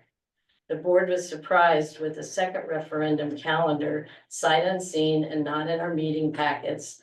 We rushed to check availability on 7 new dates without time to read the detailed steps in the text. And we were urged to pass it on in one of the very few votes that night. This adagio of a process is choreographed to push the vote late, avoid even the possibility of a third referendum before the new fiscal year dawns on July 1st, and pressure perhaps an irresponsibly low budget increase in the 11th hour. Because if it fails, we revert to a zero growth budget equal to this year's. Yes, the budget year with its unprecedented revenue cave-in, revaluation of the home price explosion COVID brought us, and unexpected federal and state mandates is already complicated. And if we know the taxpayers need relief from these impacts. But folks, this is just shenanigans. And it's a serious business, not just to keep taxes affordable, but to keep the town on course as we've built it to run well and with an eye toward what's ahead. The Board of Selectmen and Board of Finance are the key boards to shape a responsible budget, and yet members of each lobbied aggressively to defeat the first budget that majorities on their boards adopted, a budget they had front row seats to build. This game also complicates discussion around some form of tax relief because it's hard to do both on an operating budget and tax policy when they dwell in separate silos. At this slow pace, we won't know how to balance tax relief until we have an outcome. Ask yourself this: why is Tallman responsibly holding its second referendum tomorrow, only 2 weeks from the first defeat, and ours won't come until after 6 weeks? Do town leaders even care that this reckless game will put undue pressure on a new tax collector, town staff, and election crews? I urge the Board of Selectmen and the Board of Finance, on which I serve, to proceed with caution, inform the public, keep their trust if you can, and work to smooth arrival without undue dramatics. Thank you. Thank you. All right, wait a minute. Let's go left to right, John first. Just want to point out that, yeah. Who are you? Name. I thought everybody, John Bless. Thank you, 29 Michelle. Mason Road. I just want to point out that whatever happens here is going to have to go back to referendum again, and if the first time around, it got not only defeated in referendum, but strongly defeated in referendum. So you're gonna have to satisfy a lot of the people. And I kind of like referendums, I kind of like the whole idea of democracy. When I was sitting at the transfer station waving my no signs there, I had one prominent Democrat come up and tell me that I had the right to vote no. She gave me that right, she granted me the right to vote no, but I had no right to tell other people how to vote. And I thought, well, that didn't go over too good. Then I was visited by another prominent Democrat who told me there's two Republicans on the Board of Selectmen, therefore, and they approved it, therefore, as a Republican, it's my duty to approve it. And well, the trouble is, I'm not a member of any organized Republican party. I'm a Republican. So I just want to say, I will probably be out there again if I don't like the budget that comes out. And I think Mr. Tehan said he'd be out there waving a yes sign, and he has every right to do that too. So just wanted to point this out. Thank you, John. Sarah. Sarah Smith, 69 Elbridge Road. I'm gonna do short and sweet because I think Stephanie was quite eloquent and we don't need to try to get up there to do. I would like to challenge the Board of Finance and also you, gentlemen, to come up with, if you were thinking zero is the way to go, then what are you willing to cut in the way of services and the running of our town? And I'd like for you to come with those cuts. I'm so tired of listening to the meetings instead of going out at night all by myself and, you know, staying for Partying hours. Yeah, no, I don't party, I'm praying. But I challenge you to really come up with something that you're willing to cut. The Board of Education did their due diligence. And, you know, these little smirks and so forth. If you're not gonna come into this town, if there isn't a school system, and your assets here are the children, who, if they grow up and stay here in this town, we need to keep our town alive. So I'm asking you to come up with things that are not just a party line. I am not a Republican, but I've always looked at things from as many sides of the issue as possible and then made my decision. That's an educated way to go. That's a scientific way to go. And it proves to be beneficial for the most of us. So the next time that I turn on, I want to see you guys come up with some ideas.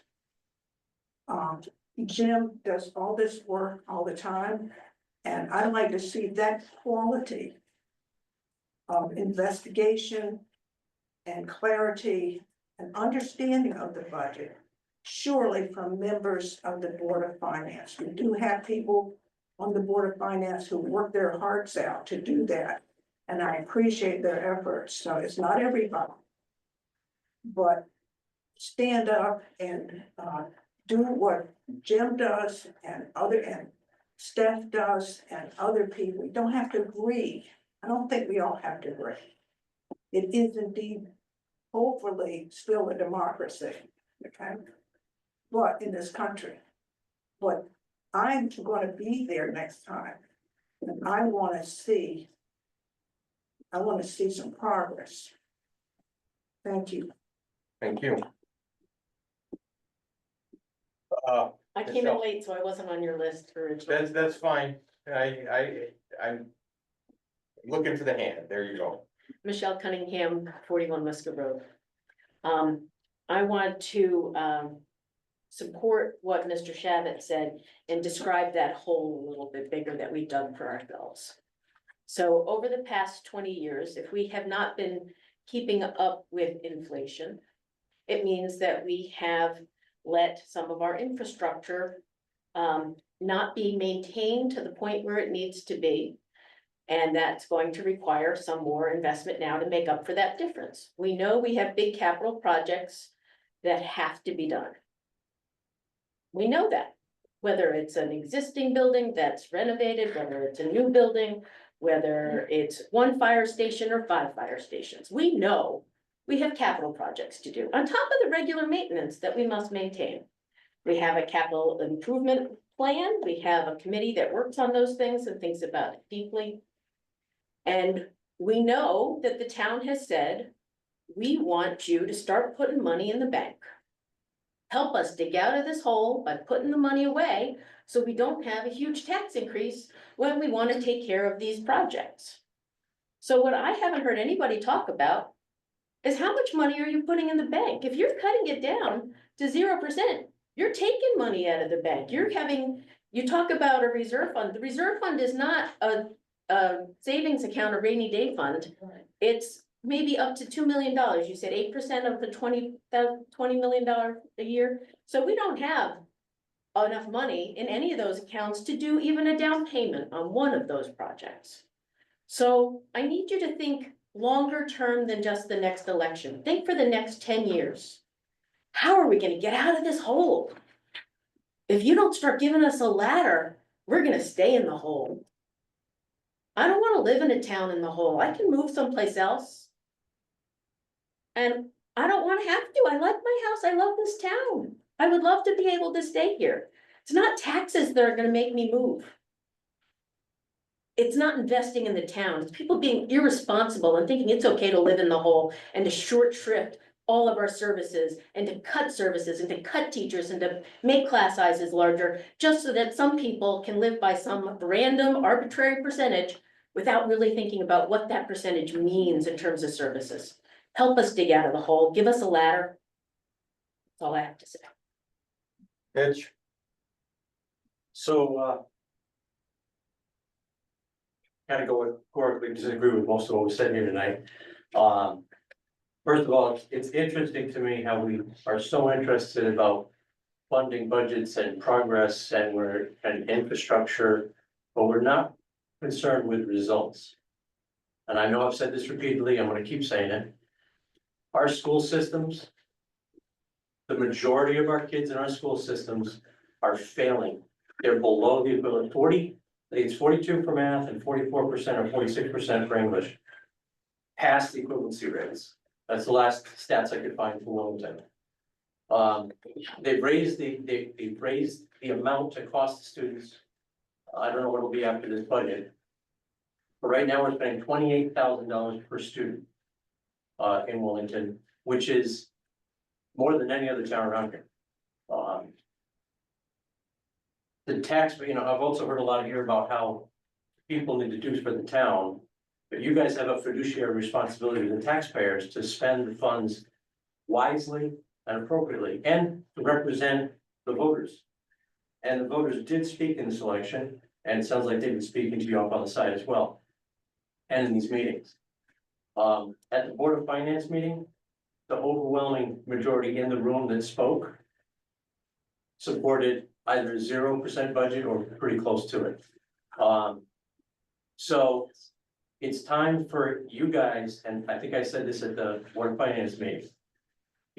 All the townspeople are saying to you is, none of us probably got raises this year, or very few of us. We're living on the same budget with higher expenses. We're asking the town to do the same thing. Don't give yourselves a raise. Live on what you have, trim the fat where you need to. That's all. Rachel, Hi. name? Rachel Cook, 77 Common Road. I've been coming to as many town meetings as humanly possible. My fiance's been coming as many times as he can. Is there any way at all?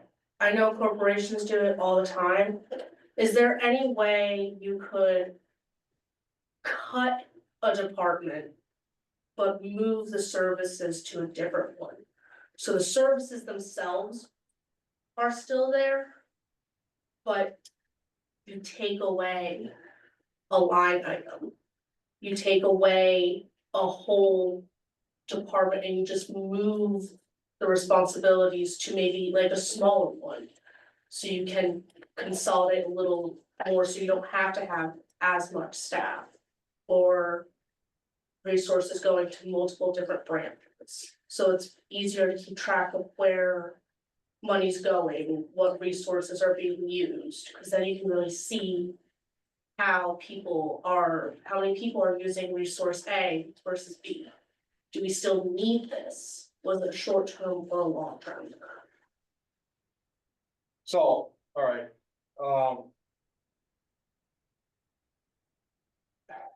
Don, I'm gonna come back to you in just a minute.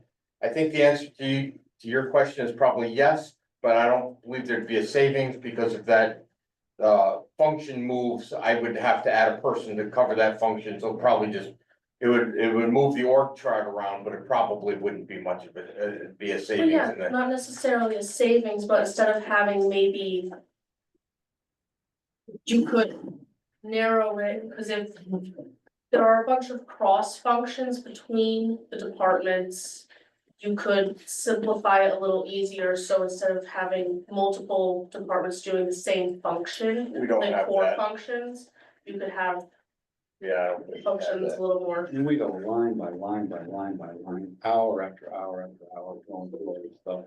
We would have done it there. Nice, I understand, I Yeah. agree, but there's nothing there. I just know my company just did that, so. All right.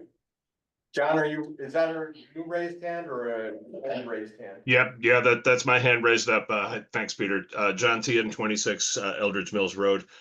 One thing I keep on hearing is that our schools are not doing well, that our kids are 40% proficient, et cetera. I am not sure what world we live in, but the one that I live in, when you cut funds from a school, they don't tend to perform better. I can't see how removing funds and increasing class sizes would result in better outcomes for our students. And also on the suggestion by Ralph Toulis on his phase-in, I just think that there are far too many open questions about the knock-on effects of that plan. And I think that it's way too close to the beginning of the new fiscal year for us to be able to roll that out. Perhaps, Ralph, if you want to put a pin in that and save it for the next reval and bring it up ahead of time so that it can be discussed adequately and the assessor's office, et cetera, would have an opportunity to assess the impact of it, I think we'd be better served than to try and rush something like that through when there's still all the open questions that we have about it. Thank you. Mitch, real quick, you make it real quick. Yeah, real quick, at $28,000 a student, we could hire tutors for each of the students. And they probably do better with their grades, individual teachers. Give the 28,000 to the parents and let them hire a tutor. I'm being facetious, but the point is there. I don't know how you throw good money after bad and expect it to become good. On the line by line, one thing also I want to ask, we're advertising for a contract for mowing like the lawns in the fields. Is that something the town crews can do instead of contracting that out, spending out there? No, Then we I'm done. don't have enough town crew to do that. We asked for an increase in town crew, Okay. which leads to Jim's point out why our first asks were so high is that we wanted to maintain it at a level and so that's why we started out real high. We wanted to maintain, and then we have additional pressures. We've had 2 major infestations of insects come through and kill off a lot of trees. Because of the increase in dead trees and problems created there too, we asked for an increase in tree budget that was cut back to last year's budget. It's a 0% increase. Are So, these trees along the roads or? yeah, Well, if we see a tree that's problematic, why don't we contact Eversource? because not all trees are Eversource's problem. Okay. Some of them are our problem. So if they're on the opposite side of the street, they're our problem. That's fine. They can still fall across and hit the wires and it becomes a power problem, but it's still our tree's problem. Yeah. Can I say something that's not at present to speak? It's a clarification of Sure. some financial stuff. So I think there's been a little confusion at this meeting about percent to raise, that needs to be raised by taxation, which was, the 7.4 figure in the first referendum. The 2.77 that the school budget came in at is their spending increase, which they took down from, I think it was 4.6, yeah. And so the amount of taxation we have to raise has to factor in the sort of ugly part where we had like deep revenue shortfalls, things like, some of them for really good reasons, but things like, for instance, ECS is 72,000 plus, less than it was last year. So the school budget doing that cut is making up for that without you guys ever seeing it. They're making up for the impact of the first year of a teacher contract with higher raises. So it's, there's a lot of stuff that's invisible, but that 200,000 you alluded to earlier, that's part of taxation to be raised this year. Because ironically, even though we took less from the fund balance, which is an overall good thing, I think. We this year have to, it shows as a negative, we have to raise taxation to cover that, to make it, even year over year. So that ends up to being part of the tax burden. We have we lost our interest rate wave that we enjoyed the last 2 years. We've finished the Loves building fees. There's myriad other things, including like the state, the shortfall of revenue from the motor vehicles.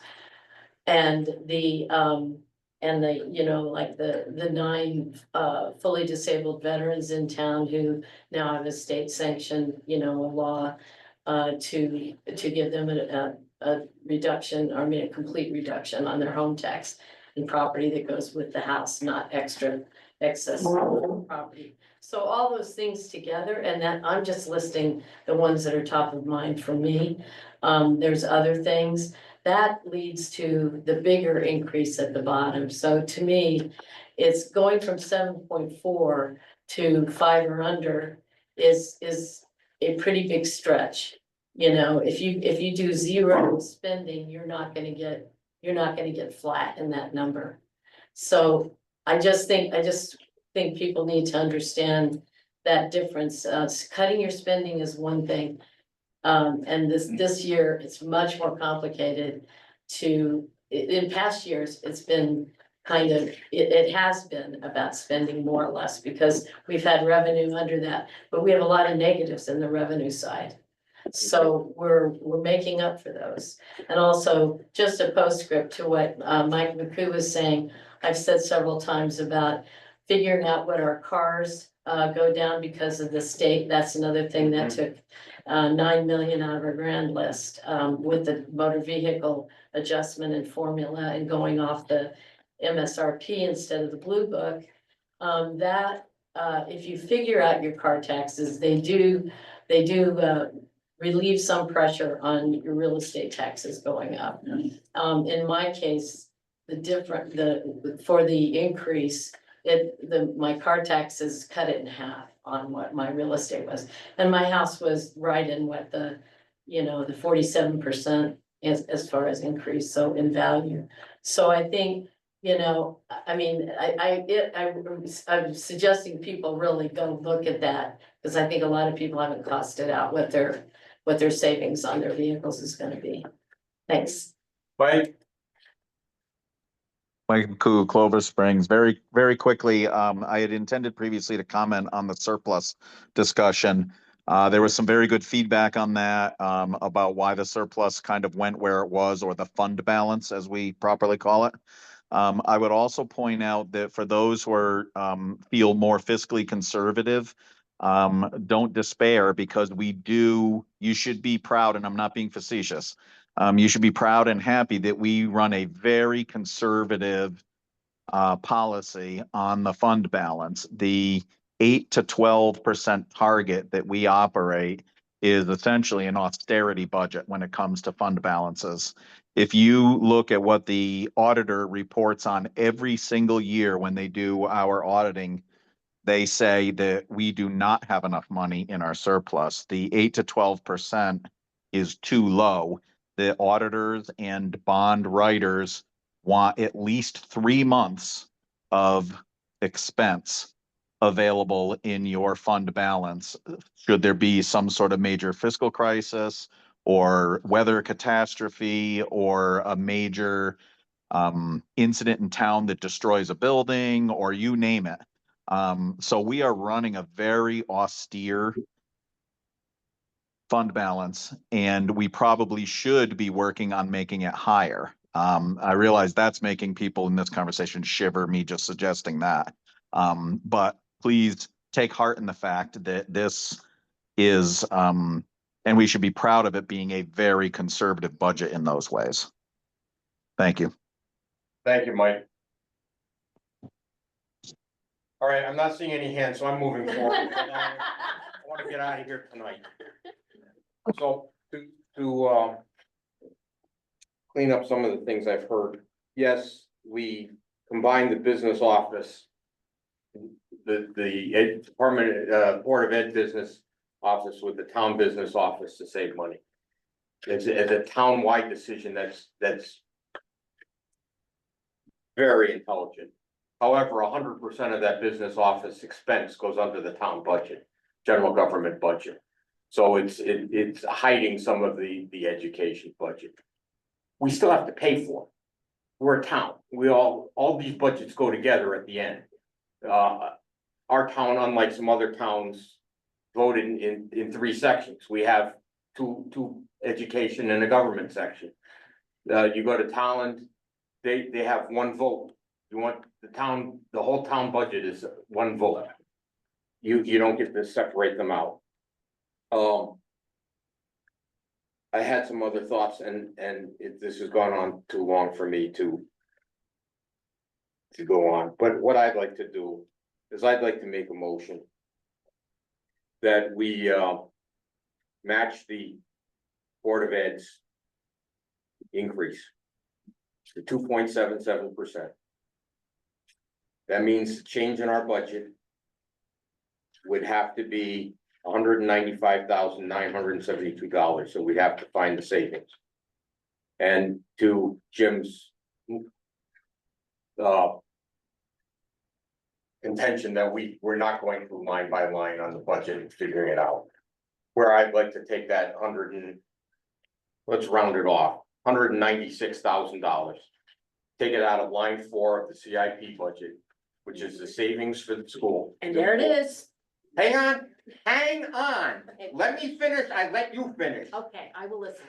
The reason I'm saying that is because 3 years ago, this town decided it was gonna save $1 million a year towards that savings. At the last referendum, if it had passed, we'd be at $3,225,000. By subtracting $196,000, we are still above the $3 million level, which the town applied for 3 years ago. So that's why I'm using that line. Okay, I do have a reason. I am not just taking it out of there. And as we've said before, our operating budget for the town has been cut to 0 already. I cannot lose money on where stuff we need to do. I got to plow the roads. I've got to grade the gravel roads. We've got to have fire protection. I don't know where else to cut. My budget for payroll has gone up.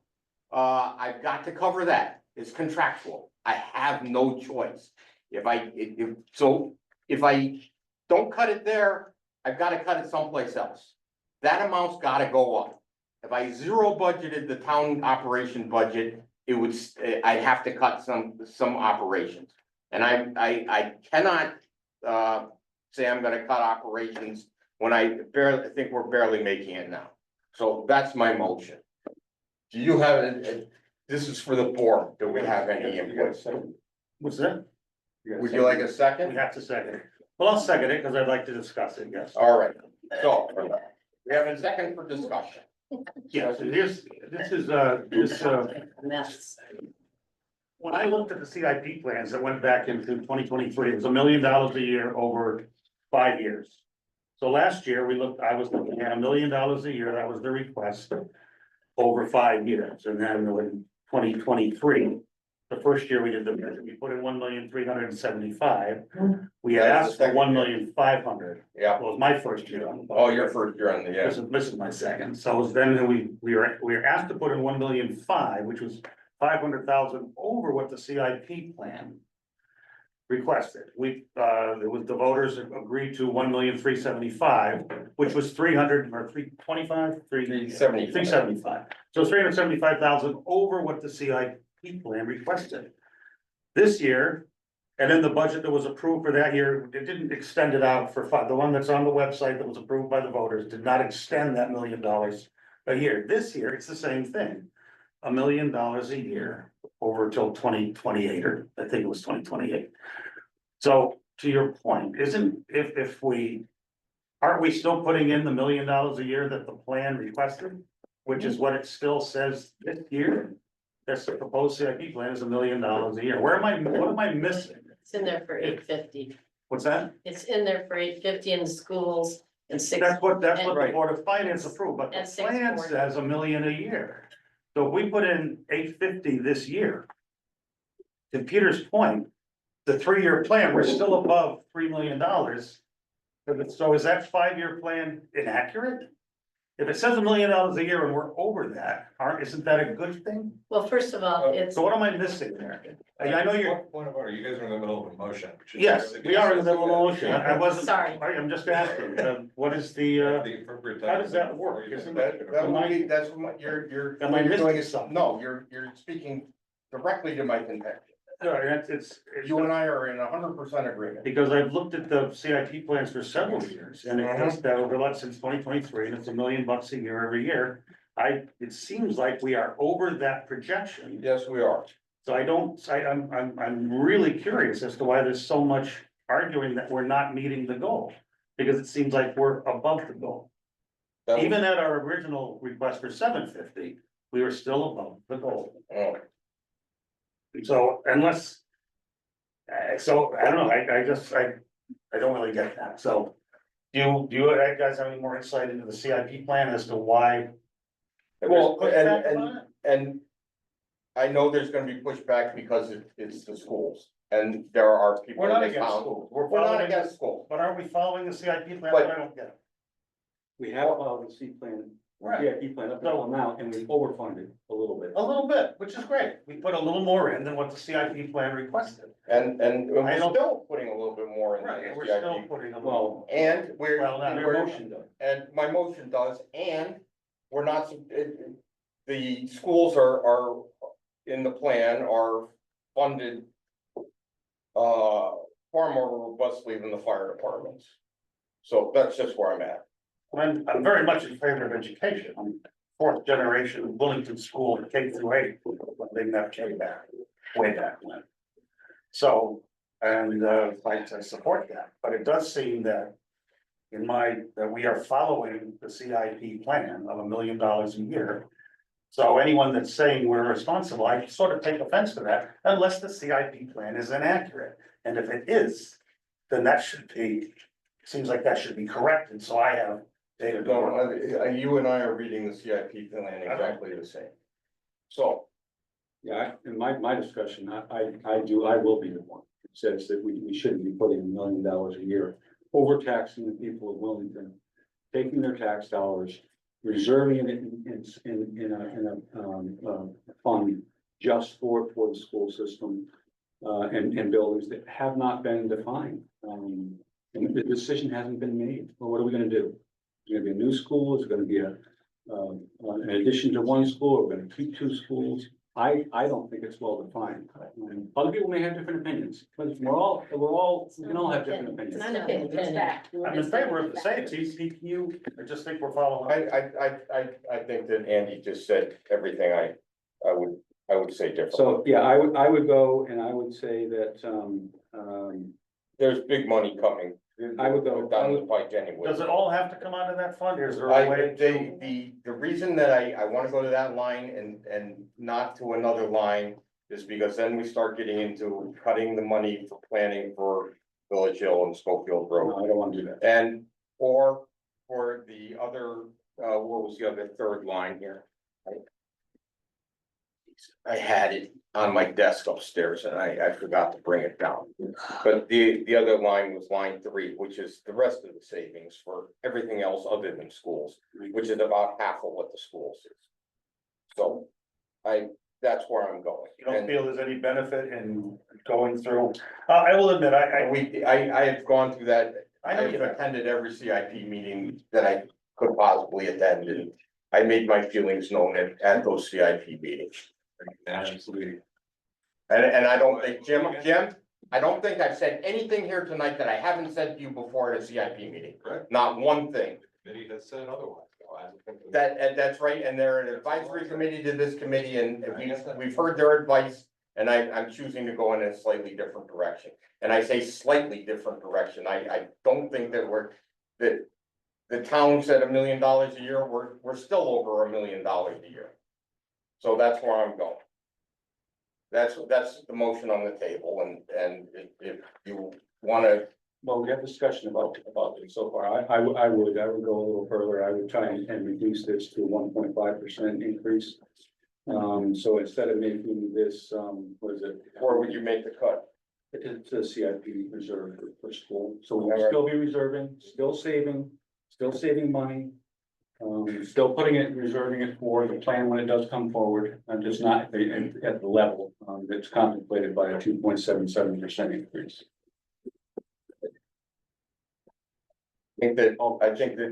I think what we should do is we should be meeting the Board of Ed where they're at. I'd like to, so. I can't, so discussion is over, or do we have a vote to call the question, but then, and we can skip that. So are you done? I'm done. You're done? I don't know if I'm done, I just wanted, it just seems that that's what we did last year, we just went right to that one reserve fund. Yep. And reduced it. 125,000. Right. And I understand that. Yeah, I know, just, there's nowhere else to go? Not that I know, Not that I you can know, see. I know we went through line by line, and I believe that Stephanie even said at a Board of Finance meeting, we've cut the operating budget down as far as we can. And we can. so we make our Well, recommendation. I have ideas for Thursday, you'll just have to stay. Yes, and like I said, this is a motion that we're passing on to the Board of Finance. the Board of Finance will have their say on it. What They is, could tell us go straight to hell, but this is Yeah. where this is my suggestion to them. We have a message in the chat from So, 1.5. Who's that from? Heather, All right. you guys not reading the chat? we're in the middle of a motion. I don't often get a chat. Everything was permissible. It just popped up. Anyway, so I guess I'm struggling with that a little bit, but, I do feel that I feel that in good conscience, we are following the published CIP plan. And, I think we are. I do believe that we do need to save. I've heard a lot of this discussion about the hole we're in. But I've also looked at the last, I don't know, since 2012, about what was put in reserve. It was very little in the past, it was very meager. And I believe it was 4 years ago that CIP jumped 191%. right, it was. So in the last 4 years, we've really ramped it up. And that we all, as taxpayers, have to abide by that, if that's what's approved. And, one thing that is, I find a little bit off topic, but I think it's part of the discussion is that, when I looked at the numbers, I was surprised at the number of no votes was rather notable compared to the yays on the budget and, on the referendum. And it does sound like there's some talk as if that the only reason people voted no is because they were misinformed. Well, if that's true, I don't know if that's true, but if that's true, how do we get the word, the people here, I see this, the people that are in this room are the same people in the room all the time. And that's wonderful, but the votes were far more than the people in the room or even at the town meeting. How do we get that message out as to why why the spending is necessary, why the increases are necessary, why the savings is necessary? How can we, I don't know how to, if indeed they are, I mean, whatever side you're on, how do we get that word out? I don't know the answer. But anyway, The key question is how do we get that word out in an unbiased manner? correct. But you can't, because if you're on a party, you're biased just by definition. I'm not saying you are, I'm just. The optics are that you're gonna be biased because of whatever color shirt you're wearing, so. I don't know how to get the word out. I wish I did. I don't know. One thing we can do is we can publish a historical, like an annual report. There is an annual report for Wellington, I read it. Yes, there is. And, we can't go into that amount of detail, but we can at least publish and send to everyone in their mailbox. Do we afford that? That's a lot of money. Can we? To inform people how. I guess, can we do I it? think it's a good investment. Alright. And someone will say, well, you didn't put that in your budget this year. Well, sorry, you're right, I guess so. But I think that'd be a really great idea. So we talked about this before when I was on Board of Finance and again last year. There was a lot of discussion on it last year and the legality of it was called in question. I think an informed voter is the best friend we could possibly have. Well, which brings me to another point that's like, it's not on this topic, so I will hold it. So I've I don't have anything else to add to this motion. you have anything? Call the question, all those in favor signify by saying aye. Can you repeat it? Can you repeat the motion? I move that we meet the Board of Ed's proposed cuts to a 2.7% increase, which is a cut of $196,000. And we take that from line 4 of the CIP, Which was, the savings for the school. which was $850. Yeah, I think it was originally $850, yes. Oh, I think that's what the Board of Finance approved. Yeah. We'll call it 200. So $650. Budget increase, right? It's still a budget increase of 2.77%.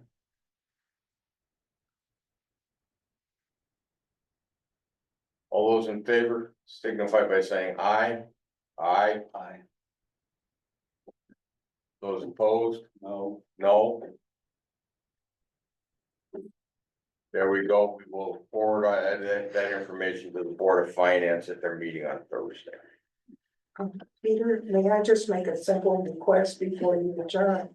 Yeah, we still have some agenda to go. Assistant Director.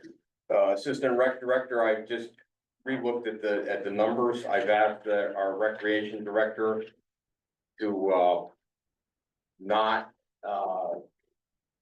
with every position in town, you have to offer it to those that are qualified in the union first and get that through the union and to see if we find somebody there, then they have to replace the other position. I've asked her to hold off on that until at least next week until we see what the Board of Finance goes. Anything new from the Emergency Services Building Committee?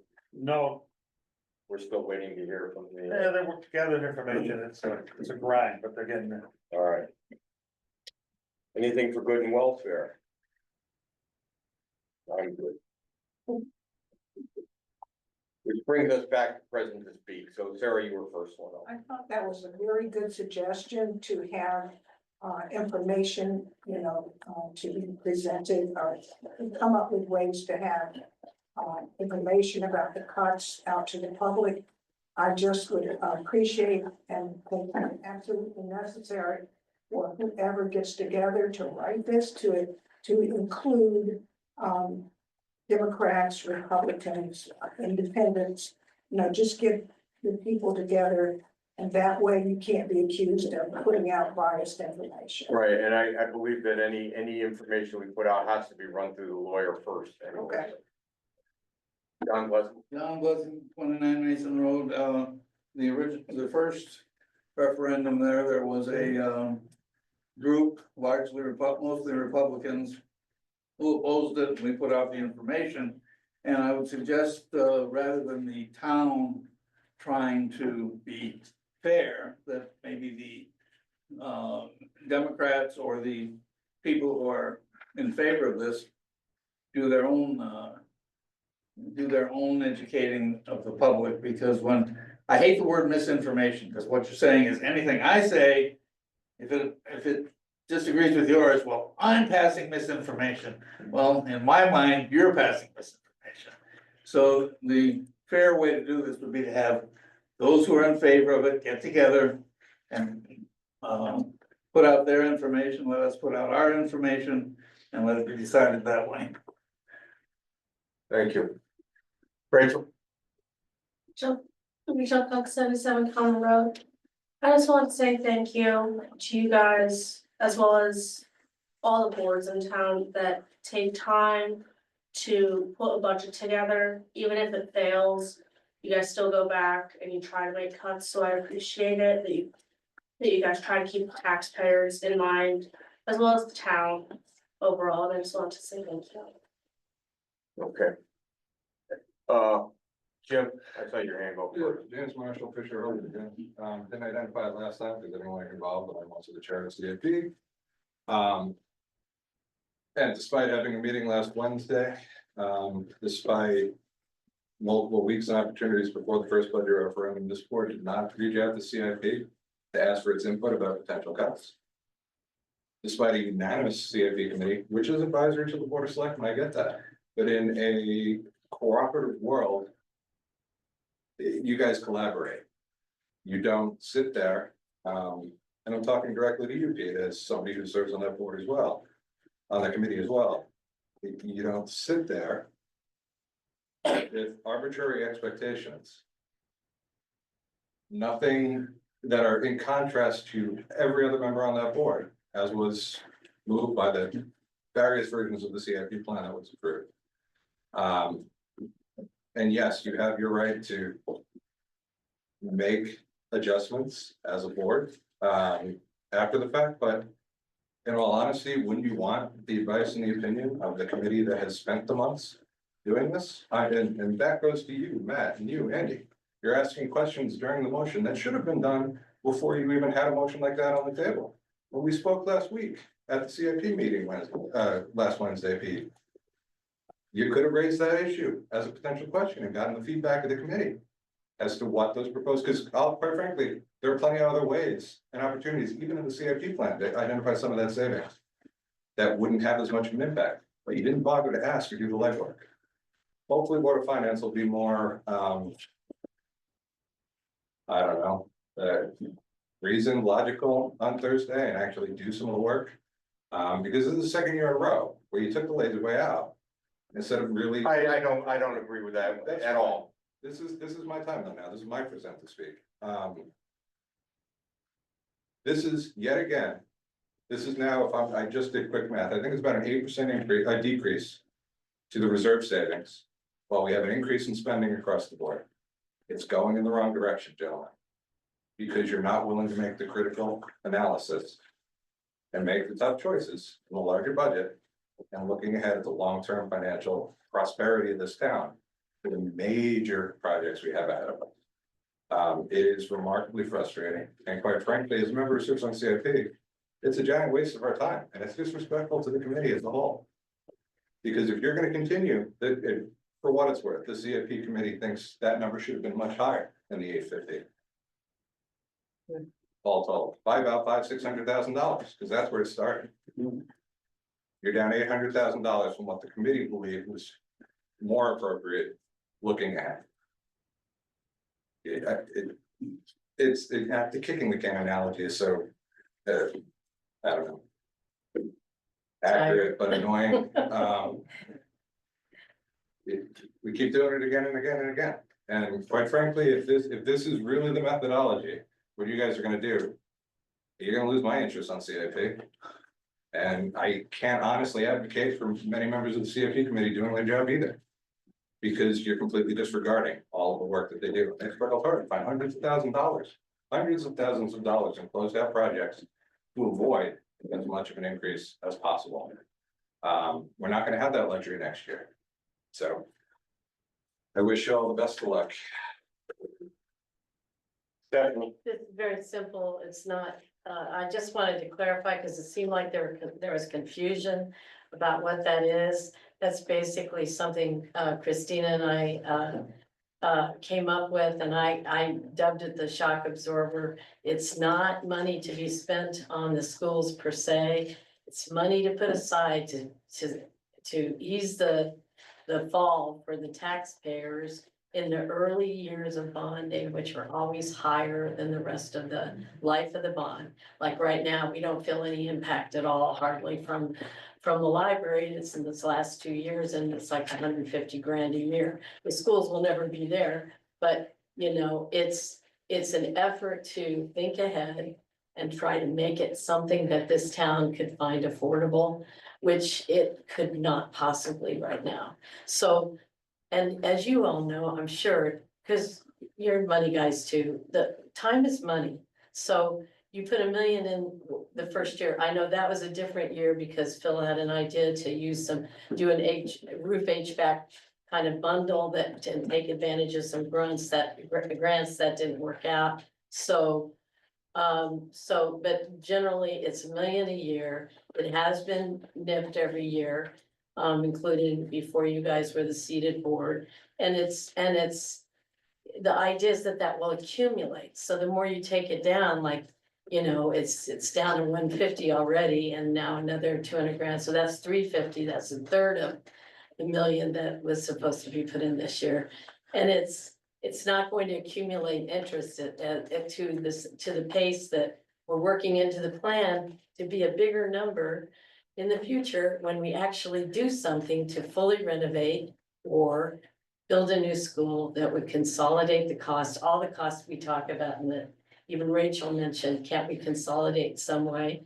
That's the whole idea behind saving money behind a consolidated school. So that's what it is. It is not spending, it's savings. And it's low hanging fruit when you're trying to budget about a balanced budget, because it kind of looks like one-stop shopping. But really what you're doing is removing the potential for building for the future, not spending today. Thank you. I just want to say that, yes, I have heard everything you've said. I have heard everything you've said at every CIP meeting all year long. Yes, this may look like the easy way out, yes, it looks like I'm taking a shot at the schools, but if you look at lines 3 and 4, which are the savings for every other thing in town is half of what is dedicated to nothing but the schools. And I'm thinking that perhaps as part of CIP, that savings for new schools should be part of the education budget instead of the general government budget. Yeah, but you And said that before, and it's not set up that way, right? the reason it's not set up that way They can't is be kept. because of the minimum budget requirement. Mhm. Yes, That's why it's yes, set it up. is. That's why it's in the general government budget. Any education money that's put into the general government budget is there because of the minimum budget requirement. And that would prevent us from spending that amount every single year. So if we could move that money over to the education budget and let it be voted on as part of education, I may be crazy, but I think schools are school, spending on schools is spending on education. It seems pretty straightforward to me. If we move that to the education budget and let that be voted on as part of the education budget, perhaps that easy savings wouldn't be taken out. But as it is now, I have a responsibility to run this town and to make sure that the roads are plowed, and I cannot cut my operating budget below where it was last year because prices are going up. Salt costs more. I can't. Even if I zero budget my salt, I have less salt I to go on the road. understand, believe me, I understand that. All But I'm saying is, there was confusion about what it means, what it's set up to do. I realize yeah. it balances the budget, so it fills the need, but it is not cutting spending. No, it's not. My total spending is going up 2.77%. We're not going to zero. So Your total spending is going up more than that because you're reducing capital. That's the point. the spending is going up in the long run. Correct. But once again, Jim, I've got to pass a budget. Without passing a budget, it goes up zero. And then we're going to be a whole lot worse off than we are now. It's going to cost us even more money. The point is that we have to pass a referendum, and as much as John likes referendums at $3,000 per referendum, I don't want to have too many of them. I want to pass one. You should support them. And getting back to an earlier comment that there was a no tent out there. I looked for a yes tent. I looked for a yes sign. I understand that there was 3 of them in town. I didn't see any of them. I was kind of hoping that somebody would balance out the information and put out a yes sign. Sit out there in the hot sun and in a tent and say, vote yes on this budget. I could spend the extra money that was in the other budget and still be behind. Right now, the carpets in this building, which represent our town, have not been cleaned for 4 years. You go upstairs, they're filthy. Do I have the $6,000 or whatever it is to clean the carpets? I do not. I cannot afford to clean carpets. So that's why it's not the easy decision to cut savings on schools. But I gotta get some things done.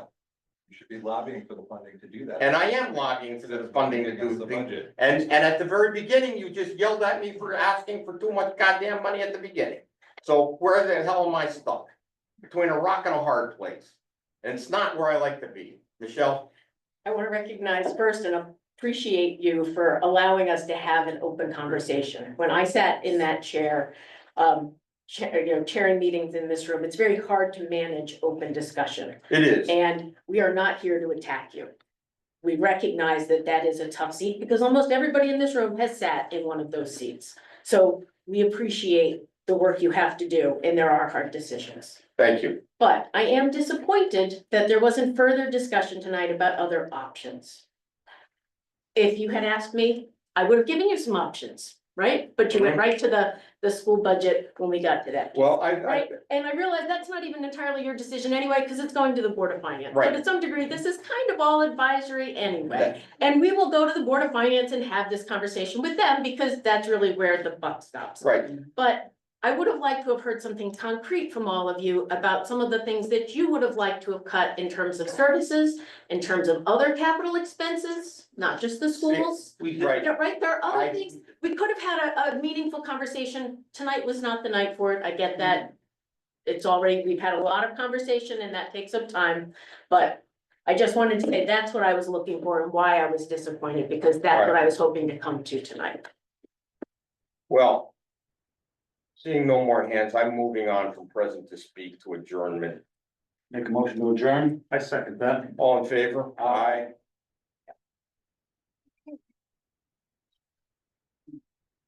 So in support of finance.